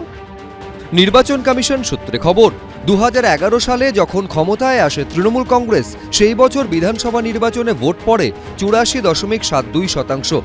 পশ্চিমবঙ্গে 82.22% ভোট পড়ে 2014 লোকসভা নির্বাচনে। 2016 সালের বিধানসভা নির্বাচনে ভোটের হার ছিল 83.02%। পশ্চিমবঙ্গে 81.76% ভোট পড়ে 2019 লোকসভা নির্বাচনে। 2021 সালের বিধানসভা নির্বাচনে সেই হার ছিল 82.30%। 2024 সালের লোকসভা নির্বাচনে পশ্চিমবঙ্গে ভোট দানের হার ছিল 79.55%-এর বেশি। সব পরিসংখ্যানকেই ছাপিয়ে গেল এবারে ভোটদানের হার। মুখ্য নির্বাচন কমিশনার জ্ঞানেশ কুমার বলেছেন, স্বাধীনতার পর পশ্চিমবঙ্গ ও তামিলনাড়ুতে সর্বোচ্চ ভোটদান হলো এবারের নির্বাচনে। পশ্চিমবঙ্গ ও তামিলনাড়ুর প্রত্যেক ভোটারকে স্যালিউট। রুমা পাল, রাজর্ষি দত্তগুপ্তের রিপোর্ট, এবিপি আনন্দ। দেখুন, একটা জিনিস মানতেই হবে, এই ভোটে প্রথম রাহুল গান্ধী তৃণমূল কংগ্রেসের বিরুদ্ধে অত্যন্ত আক্রমণাত্মক অবস্থান নিয়েছেন। পশ্চিমবঙ্গ সফরে এসে বললেন, এমনকি আজ ভিডিও বার্তাতেও রাহুল কঠোর সমালোচনা করেছেন তৃণমূল কংগ্রেসের। একবার দেখে নি। अगर ममता जी ने साफ सुथरी सरकार चलाई होती, अगर ममता जी ने बंगाल को पोलराइज नहीं किया होता तो बीजेपी के लिए रास्ता नहीं खुलता। রাহুল বলছেন, মমতা বন্দ্যোপাধ্যায় যদি পশ্চিমবঙ্গে একটা দুর্নীতিমুক্ত প্রশাসন দিতে পারতেন, যদি মেরুকরণের রাজনীতি না করতেন, তাহলে এ রাজ্যে বিজেপি কিছুতেই তাদের ভিত শক্ত করতে পারত না। আমার পরের বক্তা সৌম্যর কাছে প্রশ্ন থাকবে যে কংগ্রেস আর তৃণমূল কংগ্রেস তো ইন্ডি জোটে এখনও আছে। যে ভাষায় রাহুল সমালোচনা করলেন, করছেন নিয়মিত, এবং সম্ভবত আগামী 25 তারিখ এ রাজ্যে এসে আবার করতে চলেছেন, তত কঠোর ভাষায় তো অনেক সময় নরেন্দ্র মোদী বা অমিত শাহ সমালোচনা করেন না। সৌম্যর কাছে প্রশ্ন একটা, ইন্ডি জোট কি তাহলে ব্যাকসিটে এখন? না, দেখুন, প্রথমে আমি আমাদের অবস্থান আগেও আপনার কাছে অনেকবার ক্লিয়ার করেছি, এখনও করছি, আগামী দিনেও করব।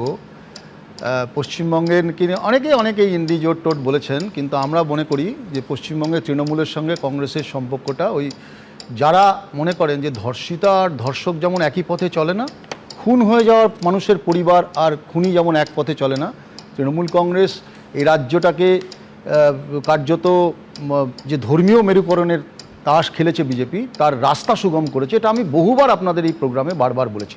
কিন্তু আজকের বিষয়টা কিন্তু দিল্লিতে ফ্লোর কোঅর্ডিনেশন বলো, সংসদের একই সঙ্গে বিভিন্ন কর্মসূচিতে তৃণমূল কংগ্রেস আর কংগ্রেস হাত ধরাধরি করে হাঁটে। আমি একটা কথা আপনাকে বলি যে আজকে বারবার একটা কথা আপনারা বলেছেন, সেই কথাটা নিয়ে একটু আলোচনা করলে, একটু বলছেন না যে এই যে আজকের ইলেকশন সম্বন্ধে অনেকগুলো আলোচনা এলো, কিন্তু ইলেকটেড অটোক্রেসি বা নির্বাচিত স্বৈরাচার বলে একটা কথা খুব বেশি প্রচলিত আছে। যে দেখুন, গণতন্ত্রের কথা সবসময় দেখবেন বিরোধীরা সব থেকে বেশি সোচ্চার হয়। 2011 সালের আগে পর্যন্ত মাননীয় মুখ্যমন্ত্রী মমতা বন্দ্যোপাধ্যায়কে সব থেকে বেশি সোচ্চার হতে দেখেছি এই ভোট চুরি, ভোট লুট এবং কেন্দ্রীয় নির্বাচন কমিশনের ওপরে যে আক্রমণ, এবং সেটা সঙ্গত, বাস্তব, এবং সে নিয়ে কোনো দ্বিধা দ্বন্দ্ব নেই। কিন্তু যখনই ক্ষমতায় চলে আসার পরে গণতন্ত্রকে কিভাবে হত্যা করতে হয়, মার্ডার অফ ডেমোক্রেসি করতে হয়, সেটা কিন্তু তারা বারবার প্রমাণ করেছেন একটার পর একটা নির্বাচনে। দেখুন, আমরা আজকে বিজেপি নইলে সুযোগ পেত না এই আক্রমণের পরে লুঙ্গি বাহিনী দেখতে। লুঙ্গি বাহিনী দেখতে সুযোগ পাচ্ছে, তার কারণ মমতা বন্দ্যোপাধ্যায় লুঙ্গি বাহিনীদের সুযোগ করে দিয়েছেন। এই যে দেবজিতের বিজেপি যে লুঙ্গি আর প্যান্টের মধ্যে তফাৎ দেখছেন না, যেমন প্রধানমন্ত্রী দেখেন, এই যে ধর্মীয় তাস, এই যে ধর্মীয় মেরুকরণ, আক্রমণকারীকে শুধু লুঙ্গি দিয়ে নির্বাচিত করছে, আক্রমণকারীকে আক্রমণকারী হিসেবে দেখছে না, এই ধর্মের তাসে দেখছে। এই রাস্তাটা তৈরি করে দিয়েছেন মাননীয় মুখ্যমন্ত্রী মমতা বন্দ্যোপাধ্যায় এবং তার দল তৃণমূল কংগ্রেস। এই জমিটা পরিষ্কার, এটাই রাহুল গান্ধী বলতে চেয়েছেন। আজকে দেখুন, এই সারাদিনের ভোটটা দেখে একটা জিনিস বুঝতে পারছি যে আমাদের আজকে এই কেন্দ্রীয় বাহিনীকে হাজারদুয়ারি দেখতে হলো না, মানে এটা আমার ভালো লাগছে। আবার দেখুন, এই রাজ্যের পুলিশ এই নির্বাচন কমিশনের আন্ডারে, আমি ধন্যবাদ দিচ্ছি এই কারণে, তার মানে তারা পারে, দে ক্যান ডু ইট, কিন্তু তারা করে না। কেন করে না? তারা করে না তাদেরকে পরিচালনা করা হয় এমনভাবে যে তারা যাতে করে না, যাতে মানুষের ভোটাধিকারটা লুট হয়ে যায়। আজকে এই রাজ্যের পুলিশ, আমি তাদেরকেও ধন্যবাদ দিচ্ছি যে নির্বাচন কমিশন আন্ডারে যে কাজটা করেছে, কমেন্ডেবল, খুব ভালো কাজ করেছে। আজকে দু একটা বিক্ষিপ্ত ঘটনা হয়েছে, সেটা অনভিপ্রেত, কোনো এই বিষয়ে কোনো সন্দেহ নেই, কিন্তু কোনো সহনাগরিকের রক্ত তো দেখতে হলো না, খুন হতে হলো না। এবং সৌম্য, তুমি ঠিক বলেছো, কোথাও কোনো কোঅর্ডিনেশনের অভাব আমাদের চোখে পড়েনি। আমি বলছি কেন্দ্রীয় বাহিনী এবং রাজ্য পুলিশ একদম কাঁধে কাঁধ মিলিয়ে কোঅর্ডিনেশন করে কাজ করেছে। এবং আমরা বলছি যে হ্যাঁ, তার মধ্যে এই যে মাস্তানি, গুন্ডামি দখল করে নাও, যে নির্বাচিত স্বৈরাচার, এই যে স্বৈরাচারী শক্তি বারবার করতে চাইছে। বিরোধী হিসেবে আমি তখন গণতন্ত্র, আর বিরোধী যেই সরকারে আসবো তখন ছিনিয়ে নাও, লুট করে নাও, ব্যালট লুট করো, ছিনতাই করো। একটার পর একটা নির্বাচন, রাজ্য সরকারের নির্বাচন, রাজ্য কমিশন যখন নির্বাচন করে, সেই নির্বাচন পরিচালনা করে, সেই নির্বাচনের রক্তাক্ত ভয়াবহতা একটার পর একটা জায়গায় দেখতে হয়। আমরা সন্ধ্যেবেলা নিয়ে আলোচনা করতে বসি, তারপর আলোচনা সব ধামাচাপা পড়ে যায়। আপনি বলুন তো একটা কথা, যে এক গভর্নমেন্ট উইথ ম্যাক্সিমাম লাইজ, আর কতদিন, কে ক্ষমতায় আসবে, কে ক্ষমতায় আসবে না, কে থাকবে না, সেটা পরের বিষয়। যেখানে বিজেপি ক্ষমতা আছে সেখানে তারা একই কাজ করছে। সরকারে যখন নেই তখন তারা গণতন্ত্রপ্রিয়তার, যখন সরকারে চলে আসবে তখন ধ্বংস করে দাও, খুন করে দাও, রাত্রেবেলা নোটের বান্ডিল নিয়ে গিয়ে একেবারে পুরো অ্যাটাচির ভর্তি করে তখন নির্বাচিত প্রতিনিধি কেন এইসব করবে। এসব করা তাদের প্র্যাকটিস, তারা জানে, এসব যারা পিএইচডি করেছে। কিন্তু প্রশ্ন হচ্ছে যে এই যে প্র্যাকটিসিং অ্যান্ড প্র্যাকটিসিং, এই দুটোর মধ্যে যে তফাৎ, এই যে গণতন্ত্রপ্রিয়তাটা হচ্ছে একটা অভ্যাস। তার মানে কি, আপনার সরকারের যদি সদিচ্ছা না থাকে, যারা ক্ষমতায় থাকবে তাদের যদি সদিচ্ছা না থাকে, তারা যদি মনে করে যে ডেমোক্রেসি রেস্টোর করবো না, তাহলে এই জিনিস বারবার হবে।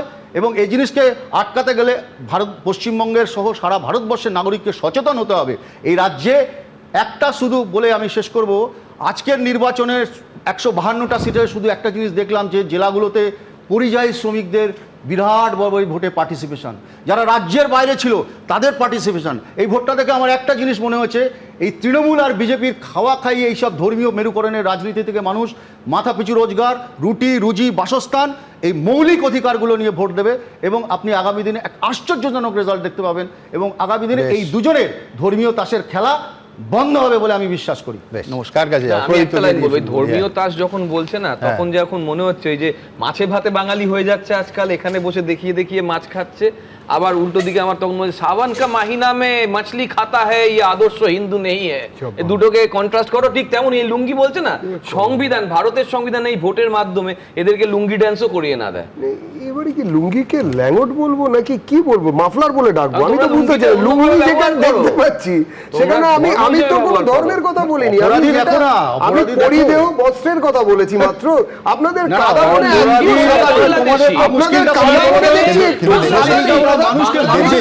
আমি বলছি, তুমি যেই লুঙ্গি বললে, যে লোকটা প্যান্ট পরে মারছিল সে ক্লিন চিট পেয়ে গেল। প্রথম আঘাত দেখলাম একজন, আপনি আবার চালান দেখবেন সামনে থেকে জাপটে ধরছেন একজন অপরাধী। তো অপরাধী, লুঙ্গি আর প্যান্ট কি?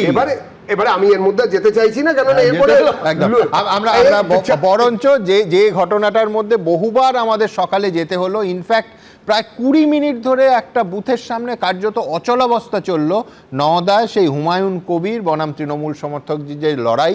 আমি সকালেও বলেছিলাম যে এত ভালো ভালো কথা আছে এই রাশ ফুটেজে, ওটা লাইভ আসছিল, যে আমাদের মানে রিপিট যখন দেখাবো বারবার বিপ দিতে হবে, কারণ সমস্ত অসাধারণ সব শব্দবন্ধ, শব্দচয়ন বিপ দিয়েছি, বাধ্য হয়েই দিয়েছি।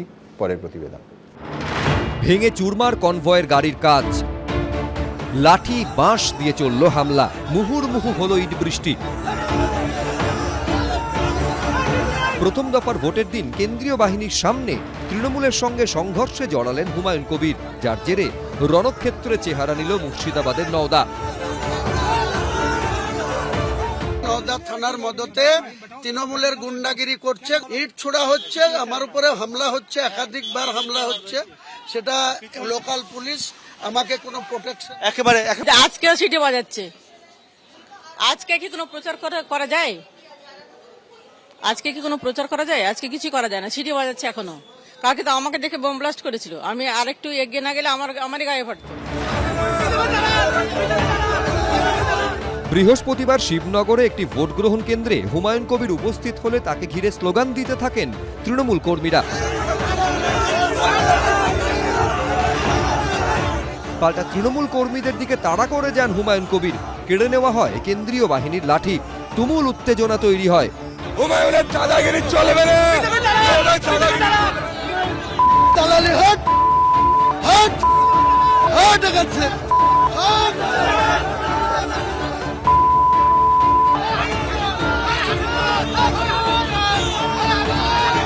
কেন্দ্রীয় বাহিনী দুপক্ষকে সরিয়ে দিলে রাস্তাতে চেয়ার নিয়ে বসে পড়েন হুমায়ুন কবির। তাকে পাখার বাতাস করতে থাকেন অনুগামীরা। নওদায় যে উত্তেজনা পরিস্থিতি ছিল সেটা কিন্তু এখনো পর্যন্ত রয়েছে। লরির সামনে চেয়ার নিয়ে হুমায়ুন কবির রাস্তায় বসে পড়েছেন এবং উল্টো দিকে তৃণমূল কর্মীরা তারা জমায়েত করে রয়েছে। তৃণমূলের মস্তান বাহিনী বেআইনি রিভলভার নিয়ে পুলিশের সাথে পুলিশের ব্যাগ ছিনতাই করে নিচ্ছে। পুলিশ তাদের বিরুদ্ধে কোনো অ্যাকশন করছে না। আর এখানে মস্তান বাহিনী আমাদের উপরে চড়াও হতে আসছে। এর শেষ দেখে তারপরে নওদা ছাড়বো। কিছুটা দূরে পাল্টা রাস্তায় বসে বিক্ষোভ দেখাতে থাকেন তৃণমূলের নওদার বুথ সভাপতি সফিউজ্জামান শেখ। তাকেও পাখার বাতাস করতে থাকেন তৃণমূল কর্মীরা। হুমায়ুনকে দাদাগিরি করতে দেব না। 9:45 অবধি নওদায় শান্তিপূর্ণভাবে প্রায় 3 ঘন্টা ভোট চলেছে। কোথাও কোনো রকম অশান্তি ছিল না। হুমায়ুনের দাদাগিরি চলতে দেব না, তাকে ভোট লুট করতে দেব না। এরপরই আরও উত্তপ্ত হয়ে ওঠে পরিস্থিতি। তৃণমূল ও আমজনতা উন্নয়ন পার্টির সমর্থকেরা একে অপরের দিকে লাঠি বাঁশ নিয়ে হামলা চালায়। পরিস্থিতি নিয়ন্ত্রণে আনতে লাঠিচার্জ করে কেন্দ্রীয় বাহিনী।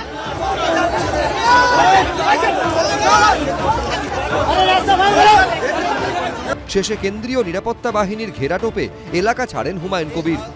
পার্থপ্রতিম ঘোষ, সুমন ঘড়াই, এবিপি আনন্দ। দেখুন, লড়াইটা যখন বঙ্গ কুরুক্ষেত্রে, তখন মহাভারতের কথাই বলি। মহাভারতে নর নামে এক ঋষি ছিলেন, যিনি সামান্য এক মুঠো ঘাসকে অস্ত্র করে রাজা দম্ভোদ্ভবের বিরাট সেনাবাহিনীকে যুদ্ধে পরাস্ত করেছিলেন। রাজা তখন ঋষির কাছে ক্ষমা চাইলে ঋষি তাকে বোঝান যে কোনো যুদ্ধে প্রতিপক্ষের শক্তির মূল্যায়ন করাটা কতটা জরুরি। এখন দেখুন, এই বাংলায় কোন দল কতটা এগোবে বা কতটা পিছবে, কে জিতবে কে হারবে, তার দিকে তো সবাই আমরা তাকিয়ে আছি। কিন্তু তার আগে প্রথম দফার ভোটে রেকর্ড ভোটদান নানা জল্পনা সৃষ্টি করেছে। ইতিমধ্যে আপনারা স্টুডিওতে যার একটা আঁচ পেলেন। দেখুন, কারণ সকাল 9টার মধ্যে 19%, সকাল 11টার মধ্যে 41%, আর বিকেল 5টার মধ্যে 90%-এর বেশি ভোট পড়েছে। এখন তো ফিগারটা 92%-এর আরও অনেকটা উপরে চলে গেছে। সুতরাং প্রশ্ন উঠছে, এই রেকর্ড ভোটদান কি প্রতিষ্ঠান বিরোধী হওয়ার কারণে, মানে অ্যান্টি ইনকামবেন্সি, নাকি এসআইআরের ইম্প্যাক্ট? এবারে ভোটে না দিলে নাম কেটে যেতে পারে, সেই আতঙ্ক থেকে বহু মানুষ সকাল সকাল নিজেরা ভোট দিয়েছেন গিয়ে, যারা সাধারণভাবে অন্য ভোটে হয়তো সব ভোটে ভোট দেন না। নাকি ভোটার তালিকা থেকে বেনজল বেরিয়ে যাওয়ায় মানুষ নিজের ভোট নিজে দিতে চেয়েছেন? উত্তর আমরা খুঁজব। এবং তার আগে বলি, 2021-এর ভোটে এই 16টা জেলায় যা ভোট পড়েছিল, আর 5টা অবধি ভোট পড়েছে তার থেকে 7% বেশি। ভাবতে পারেন। শুভময়দা আমার পরবর্তী বক্তা, এর কারণ কি বলে মনে হয় শুভময়দার? সুমনবাবু, মানে এই কারণটাই এতক্ষণ কষছিলাম আর কি। হ্যাঁ, এবং ওই শুরুতে যেটা বলা যে কিছু কিছু ঘটনা দেখলাম, তা আমি তো 10-এ 8 দিয়েছি। তার কারণ আমি এই পরীক্ষায় নম্বর একটু বেশিই দিই, কারণ খুব খুঁটিয়ে দেখে ছাত্রদের কম নম্বর দিলে আবার ছাত্ররা আসে বলে নম্বর বাড়াও, তার থেকে বেশি দিয়ে দেওয়ার ঝামেলাটা অনেক কম। এবং সেই সুযোগে আমি কিন্তু কতগুলো অঙ্ক কষতে পারলাম, যার মধ্যে যেটা খুব গুরুত্বপূর্ণ, আমার হিসেবে ভুল হলে অবশ্যই সকলে পয়েন্ট আউট করবেন। গত লোকসভা নির্বাচনে আমাদের এখানে ভোট পড়েছিল 6,04,00,000 মতো। মোট নাম ছিল 7,60,00,000 মতো মানুষের নাম, 7,64,00,000 এরকম। এবার আমাদের 6,82,00,000 মতন মানুষের নাম আছে। পার্সেন্টেজ তো বাড়বেই, কারণ আমরা বারবার যেটা বলি ডিনোমিনেটার বা হরে তো প্রচুর কমে গেছে। কিন্তু যেটা দাঁড়াচ্ছে, এই প্রায় বিশ্বনাথ একটু আগে দেখাচ্ছিলেন, এর মধ্যে 92.25%, আমার মনে হচ্ছে 92.5% গিয়ে ব্যাপারটা থিতু হবে। সেটা গোটা পশ্চিমবঙ্গের ক্ষেত্রে যদি যায়, তাহলে কিন্তু প্রায় 6,25-30,00,000 ভোট পড়বে। এবার তাহলে মূল যে জায়গাটা আমার সব ভাবনা চিন্তা গুলিয়ে দিচ্ছে, সেটা হচ্ছে লোকসভা নির্বাচনের চেয়ে আরও 20 লক্ষ ভোট বেশি পড়ল। অর্থাৎ প্রতিটি বিধানসভা কেন্দ্রে যদি একেবারে অ্যাভারেজও নেওয়া হয়, তাহলে 6-7 হাজার করে ভোট বেশি পড়ল। এই ভোটগুলো কে পেল না পেল তাই নিয়ে চুলচেরা বিশ্লেষণ ভোট বাক্স খোলার পরে করাটাই ভালো। এবার অতিরিক্ত ভোট কেন পড়লো, যে কারণ একটা আমরা বারবারই বলছি যে হর বা ডিনোমিনেটরটা অনেকটা কমে গেছে, পার্সেন্টেজ তো বাড়বেই। কত হওয়া উচিত ছিল কিন্তু 90-এর আশেপাশে, 89-90 আগের বারের ট্রেন্ডগুলো থাকলে। দ্বিতীয় হচ্ছে সেটাও প্রায় 6% বেশি হাইস্টের থেকে, সাংঘাতিক ব্যাপার, 84 থেকে 90 6% বেশি। এবার দ্বিতীয় হচ্ছে ভোট না দিলে নাম টাম বাদ যাওয়া, নাগরিকত্বর সঙ্গে বিষয়টা যুক্ত, এটা আমরা বারবারই বলেছি যে এই ভোটটা না দিতে গেলে তোর গন্ডগোল হবে, এবং নিম্নবিত্ত মানুষ, পরিযায়ী শ্রমিক, তাদেরকে দৌড়ে আসতে হয়েছে। এটা অবশ্যই খুব ইতিবাচক ব্যাপার নয় যে মানুষকে ভয়ে ভোট দিতে হলো। ভোট না দেওয়ার অধিকারও গণতান্ত্রিক অধিকার আমাদের দেশে, সেই জায়গায় মানুষকে যদি জোর করে রোদ্দুরে দাঁড়িয়ে গিয়ে ভোট দিতে বাধ্য হতে হয় সেটা হয়তো ভালো না, কিন্তু অন্যদিক দিয়ে যে রেকর্ডটা তৈরি হলো এই রেকর্ড কিন্তু ভাঙতে হয়তো সময় লাগবে। বড় কথা হচ্ছে আরেকটা, যেটা নির্বাচন কমিশনকে, এবং এই বারবার যখন নির্বাচন কমিশন পয়েন্টটা বলছি না, তখন বারবার যেন একটা নির্বাচন কমিশন বিজেপির সঙ্গে, তার বিরুদ্ধে গেলে তৃণমূলের সঙ্গে এই একটা ভাবনা চলে আসছে। আমি একেবারে সেভাবে দেখি না। নির্বাচন কমিশন তো আমরাই, এরা এই দেশের গণতন্ত্র তো সাধারণ মানুষের গণতন্ত্র। যে বিএলওরা কাজ করেছেন তারা নির্বাচন কমিশন নন, যারা ওই বাইরে যিনি বসে বসে নাম মেলাচ্ছেন তিনি নির্বাচন কমিশন নন। নির্বাচন কমিশন মানে যারা শুধু এআই বলে গেছেন তারাই। ভাগ্যিস আজকে এআই নেই, মোটামুটি নিজেরা কথা বলে মানুষ কাজ করেছে, একটা অসাধারণ ভোট হয়েছে। মানে সাধারণ একটা প্রোগ্রাম লিখলেও তাকে এআই বলে চালিয়ে দেওয়ার যে গল্প, এবং ওই ক্যামেরাগুলোতেও নাকি এআই, ওটা একটা সাধারণ ইমেজ প্রসেসিং, ছবিতে মানুষকে দেখা যাচ্ছে। এবং নির্বাচন কমিশনকে ধন্যবাদ, তারা আজকে এআই এর কথা বলেননি, মানুষের কথা বলেছেন, এই জন্য তাদের 10-এ 10ও দেওয়া যায়। এইবার যেটা মূল জায়গা দাঁড়াচ্ছে, তুলনায় হিংসা কম, মানুষ ভোট দিতে গেছেন, আমাদের গণতন্ত্রের পক্ষে এটা দুর্দান্ত বিষয়। আমি এবার 3টে পয়েন্টে আসবো। একটা পয়েন্ট তৃণমূলের পক্ষে, একটা পয়েন্ট বিজেপির পক্ষে, আর একটা পয়েন্ট হচ্ছে সিপিআইএম কংগ্রেসের পক্ষে।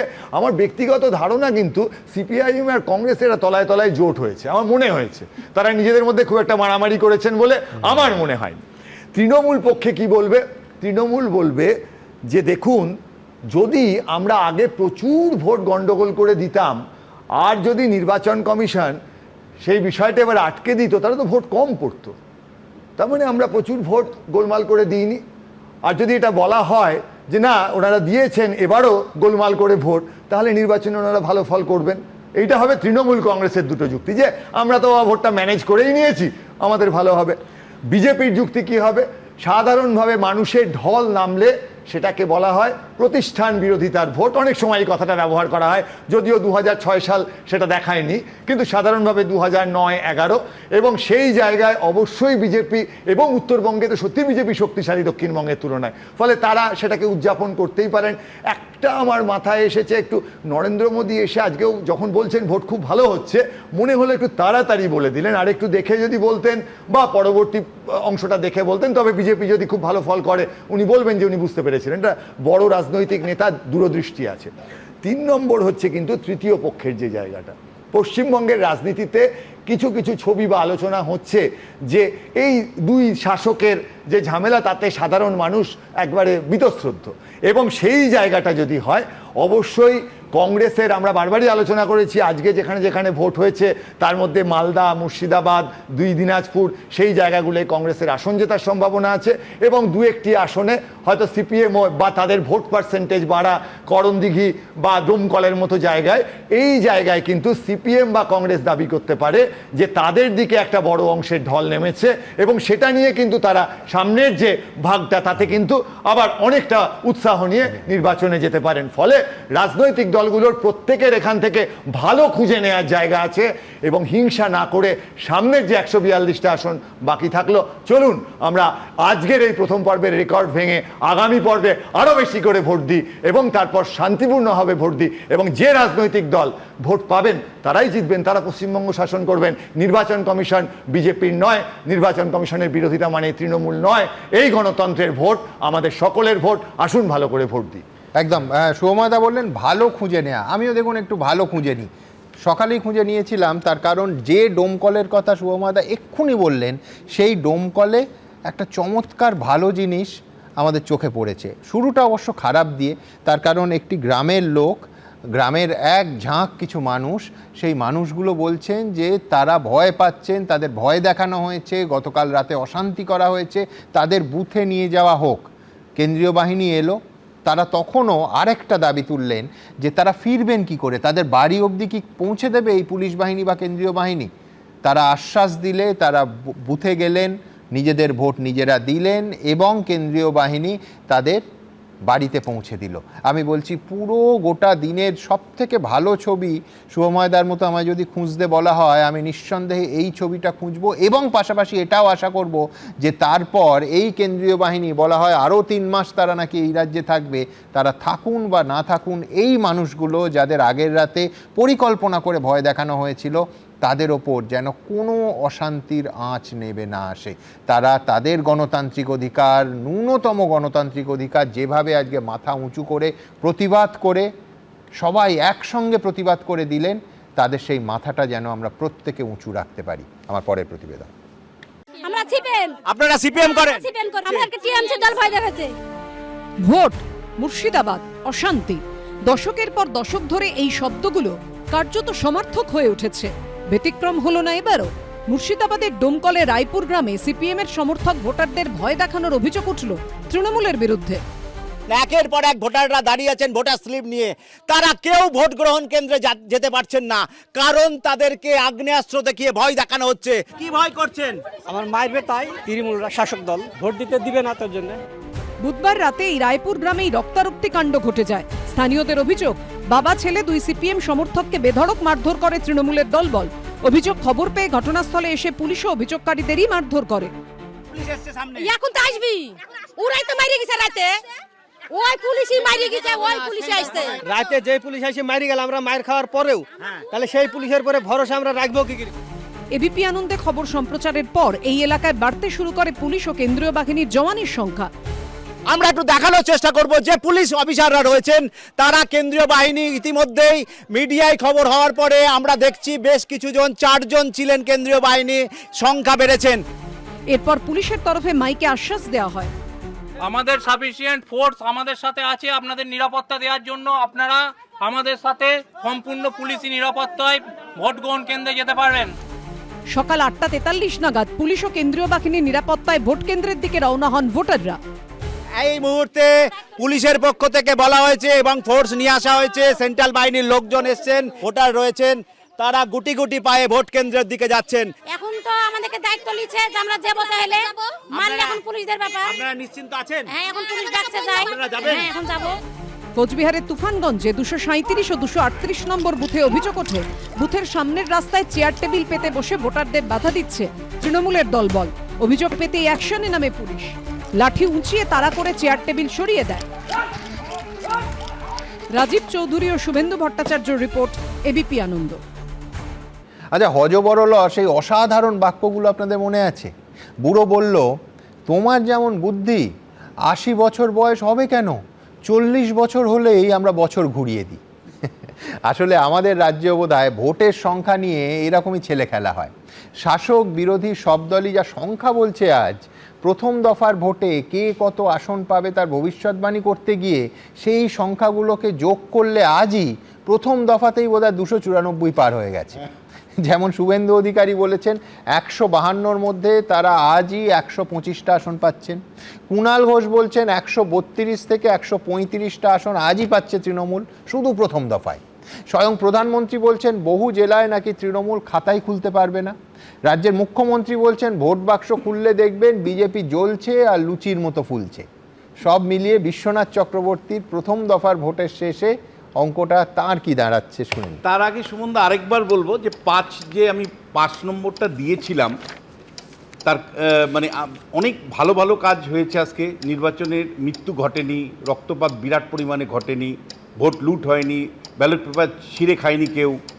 তারপরে আমি পাস মার্ক 5 কেন দিলাম, তার কারণ আমার কাছে 2টো খাতা ছিল, একটা তামিলনাড়ুর খাতা ছিল আর একটা পশ্চিমবাংলার খাতা ছিল। আমি যদি তামিলনাড়ুতে যেভাবে ভোট হয়েছে আর পশ্চিমবাংলাতে যেভাবে ভোট হয়েছে, আপনি প্রথম থেকে একটার পর একটা প্রতিবেদন দেখালেন, লাস্ট প্রতিবেদন পর্যন্ত দেখালেন, পুলিশকে স্কট করে ভোটারদেরকে এনে ভোট দিতে হয়েছে।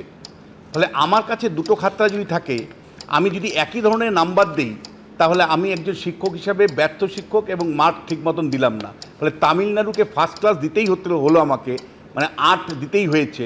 সেই কারণেই এভারেজ একটা ছাত্র এভারেজ নাম্বার পেয়েছে। তো আমরা পরের দিকে তাকাবো। এবার আপনার মূল প্রশ্নের দিকে আসি, সেটা হলো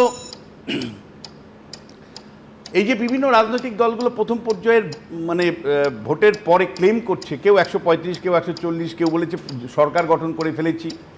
এই ক্লেমগুলো আসলে দ্বিতীয় দফায় মানে তার কর্মী সমর্থকদের উৎসাহিত করা, বিরোধীর উপরে সাইকোলজিক্যাল প্রেশার তৈরি করা এবং একই সাথে ভোটারদেরকে আশ্বস্ত করা যে আমরাই ক্ষমতায় আসছি ভাই, আমাদেরকেই ভোট দাও।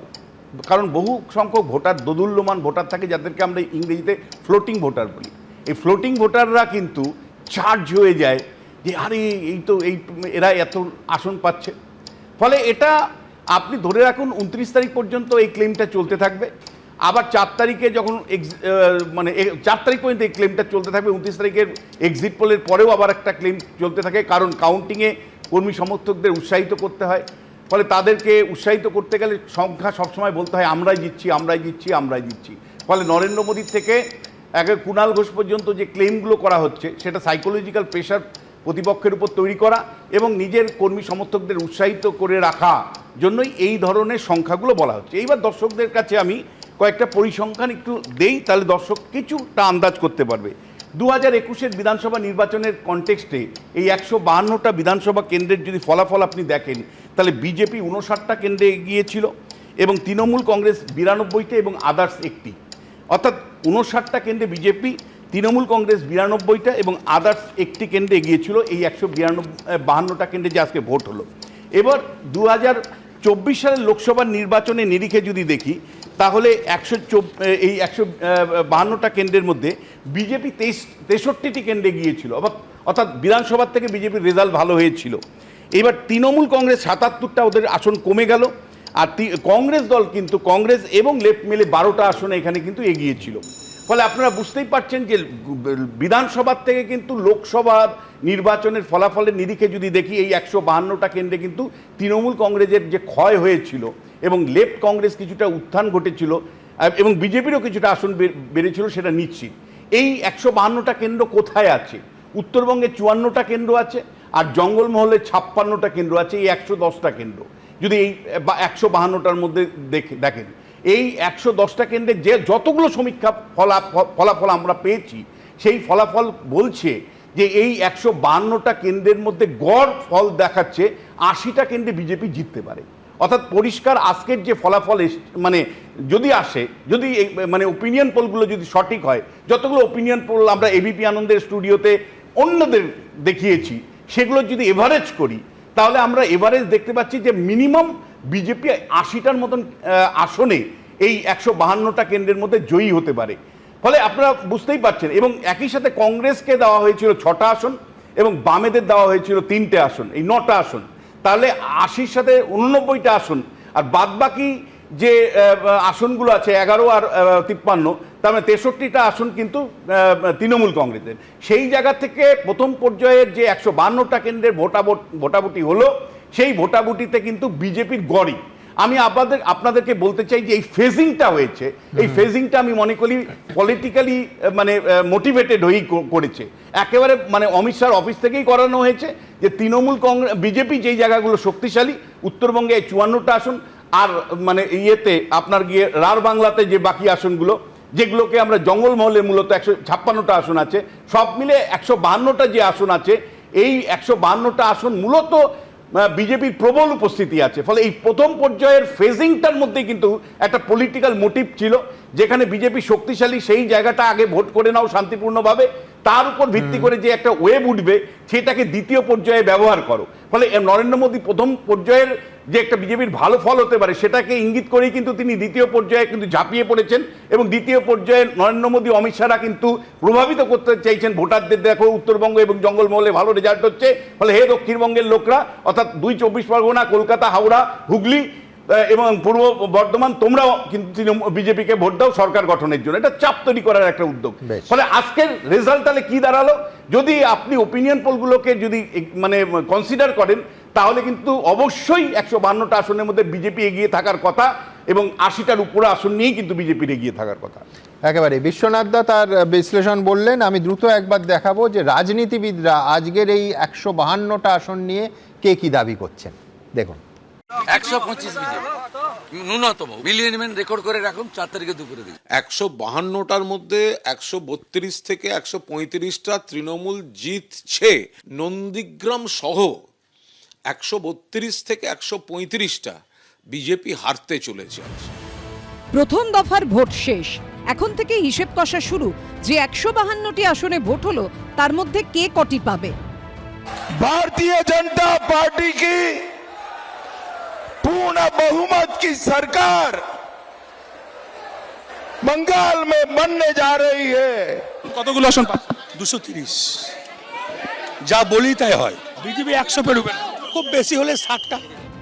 শেষ হলো প্রথম দফার ভোট গ্রহণ, এবার কাউন্টডাউন শুরু দ্বিতীয় দফার। कई जिलों में टीएमसी का खाता तक नहीं खुलेगा। आपने ये तय कर दिया है कि 4 मई को केवल परिणाम नहीं, परिवर्तन आएगा। তার মানে কি আপনি ইভিএম মেশিনে ফিট করে রেখে দিয়েছেন? 4 তারিখে বুঝবেন, ভোটের বাক্স খুলবে আর দেখবেন বিজেপি জ্বলছে আর লুচির মতো ফুলছে, জ্বলছে আর লুচির মতো ফুলছে। গণতন্ত্রে নেতা নেত্রী নন, শেষ কথা বলে গণদেবতা, সাধারণ মানুষ, ভোটার। তাদের মতামত জানা যাবে 4 মে। আশাবুল হোসেন ও সুমন ঘরাইয়ের রিপোর্ট, এবিপি আনন্দ। গণতন্ত্রে শেষ কথা বলেন আপনারা, আর আপনারা Facebook, YouTube, x, Insta, thread এই সমস্ত জায়গায় যে মন্তব্যগুলো থাকে তার মধ্যে কত শতাংশ মানুষ কি বলছেন? প্রথম দফার ভোটে নির্বাচন কমিশনের পারফরমেন্সে আপনি কি খুশি?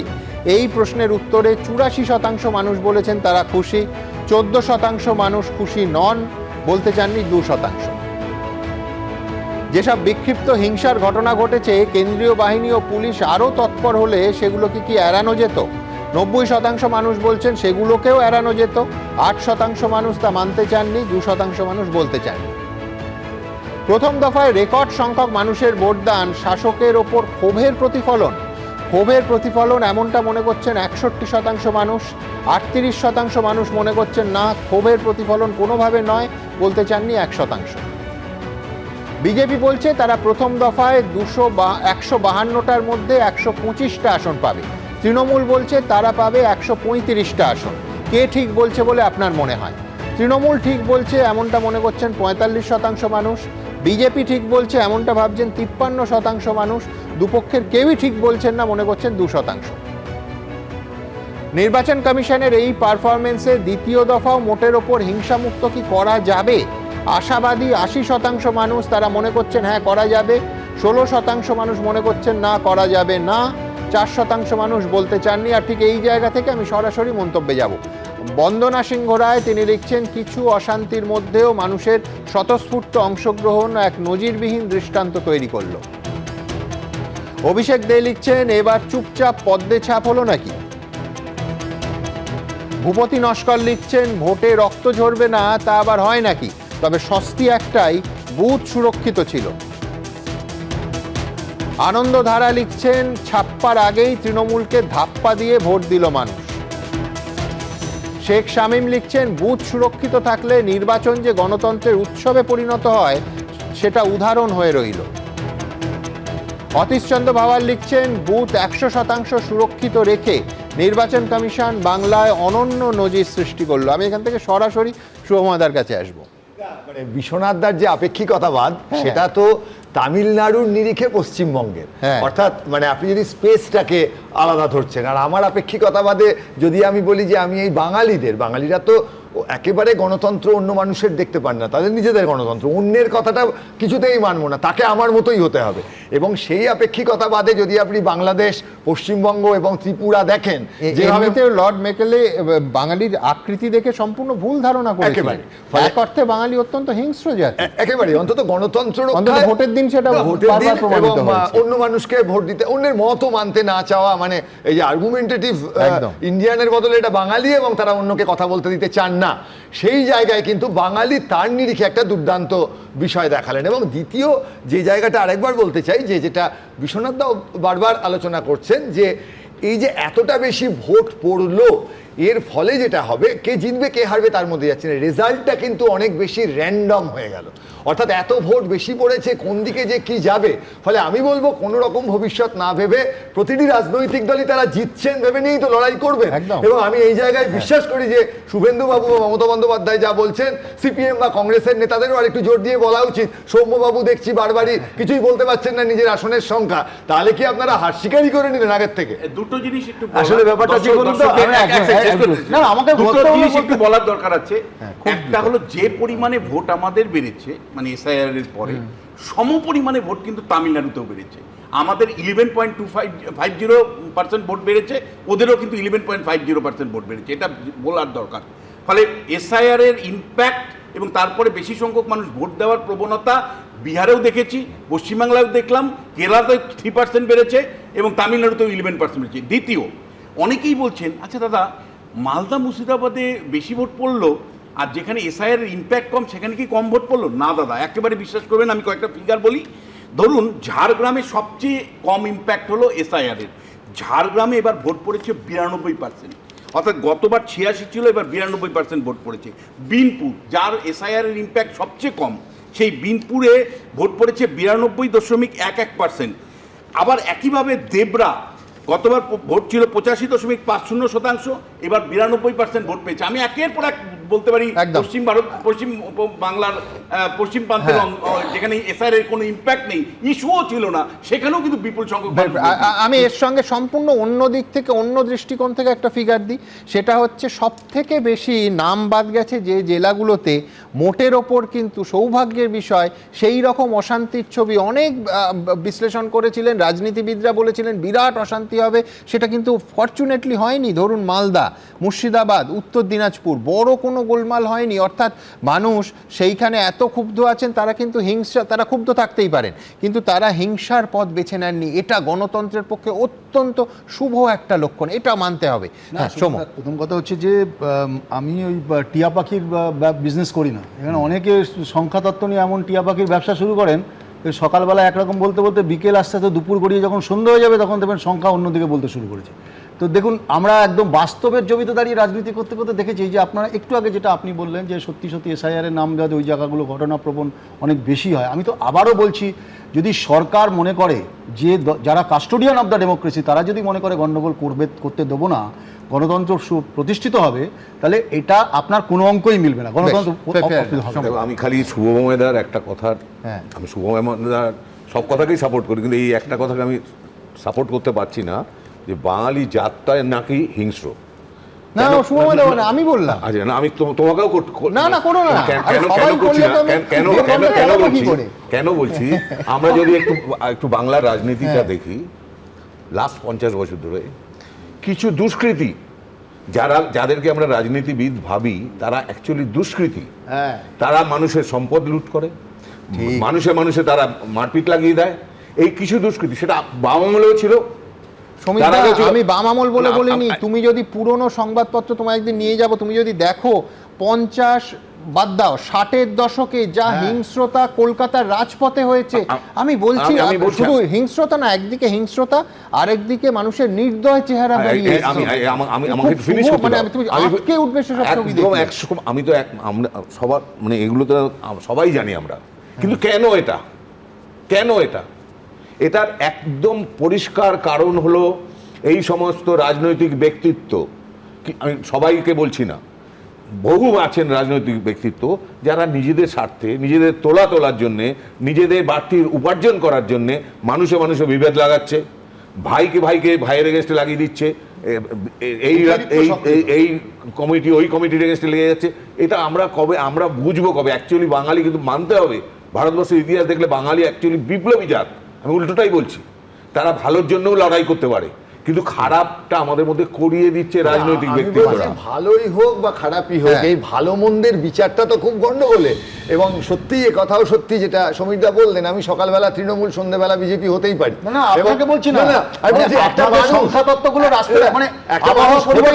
কিন্তু আমি বলছি তার জন্যে মুখের কথায় না হয়ে এবার যেমন বেশিটাই সংখ্যা মুখের মানুষ কথায় ঠিক হয়েছে, করবে। কিন্তু আমি মানুষ বলছি ঠিক করবে। কংগ্রেস আমলেও 72-এর নির্বাচন, 67-69 যে অসম্ভব কলকাতার খারাপ অবস্থা, মারামারি কিন্তু সব সময়ই হয়েছে, মানুষ মুখের কথা তার মানে এই নয় তার থেকে উত্তরণ হবে না। বেশ, হ্যাঁ নিশ্চয়ই, আমিও সেটা আমার মানি। এই নয়। দেখুন একটা জিনিস, যে সকালে একরকম সন্ধেবেলা একরকম, এটা তবু চলে, কিন্তু সকাল বা সন্ধে সবাই একরকম হয়ে যাবেন না, তাহলে ভারী মুশকিল। কিন্তু রসিকতা যখন করছি, রোজ কত কি ঘটে যাহা তাহা, এমন কেন সত্যি হয় না আহা।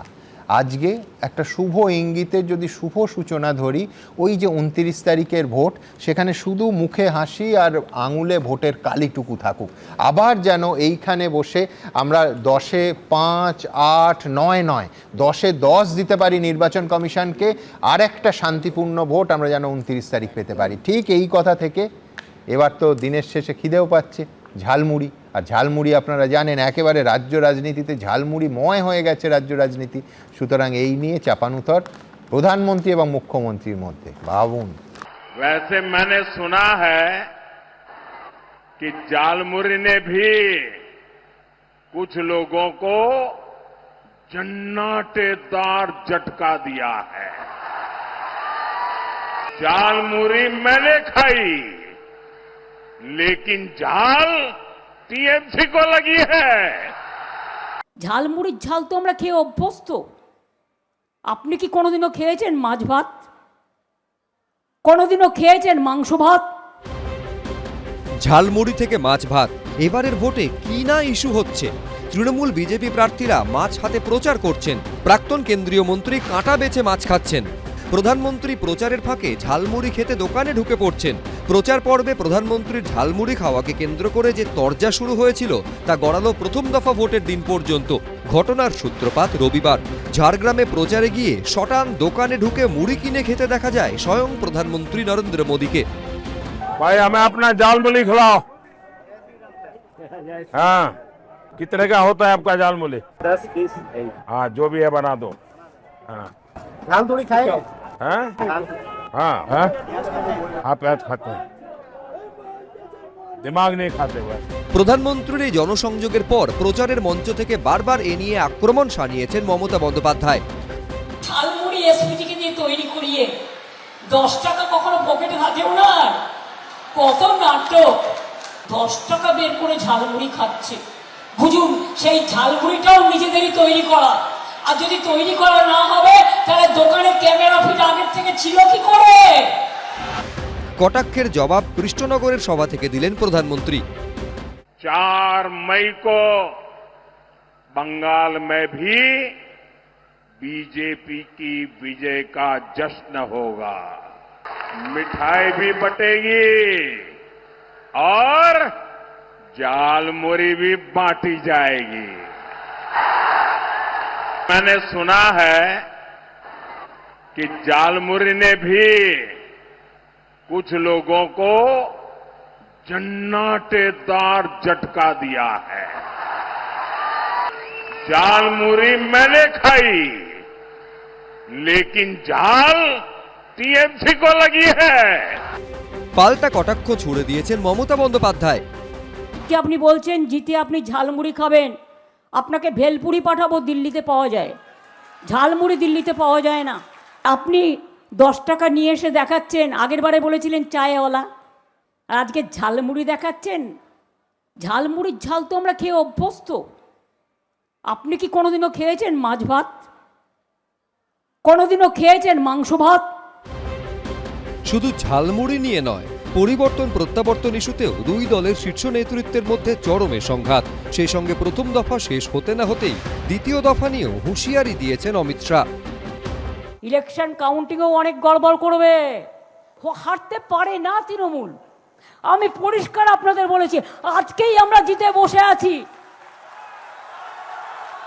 এরপরে দুর্মুষ করব, দুর্মুষ। मैं आज दीदी के गुंडों को कहकर जाता हूं, 29 तारीख को एक भी मतदाता को उंगली भी लगाई तो आपकी जगह बंगाल की खाड़ी में होगी, बंगाल की खाड़ी में।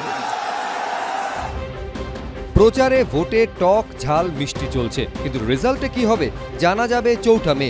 প্রদ্যোৎ সরকার, আশাবুল হোসেন, এবিপি আনন্দ।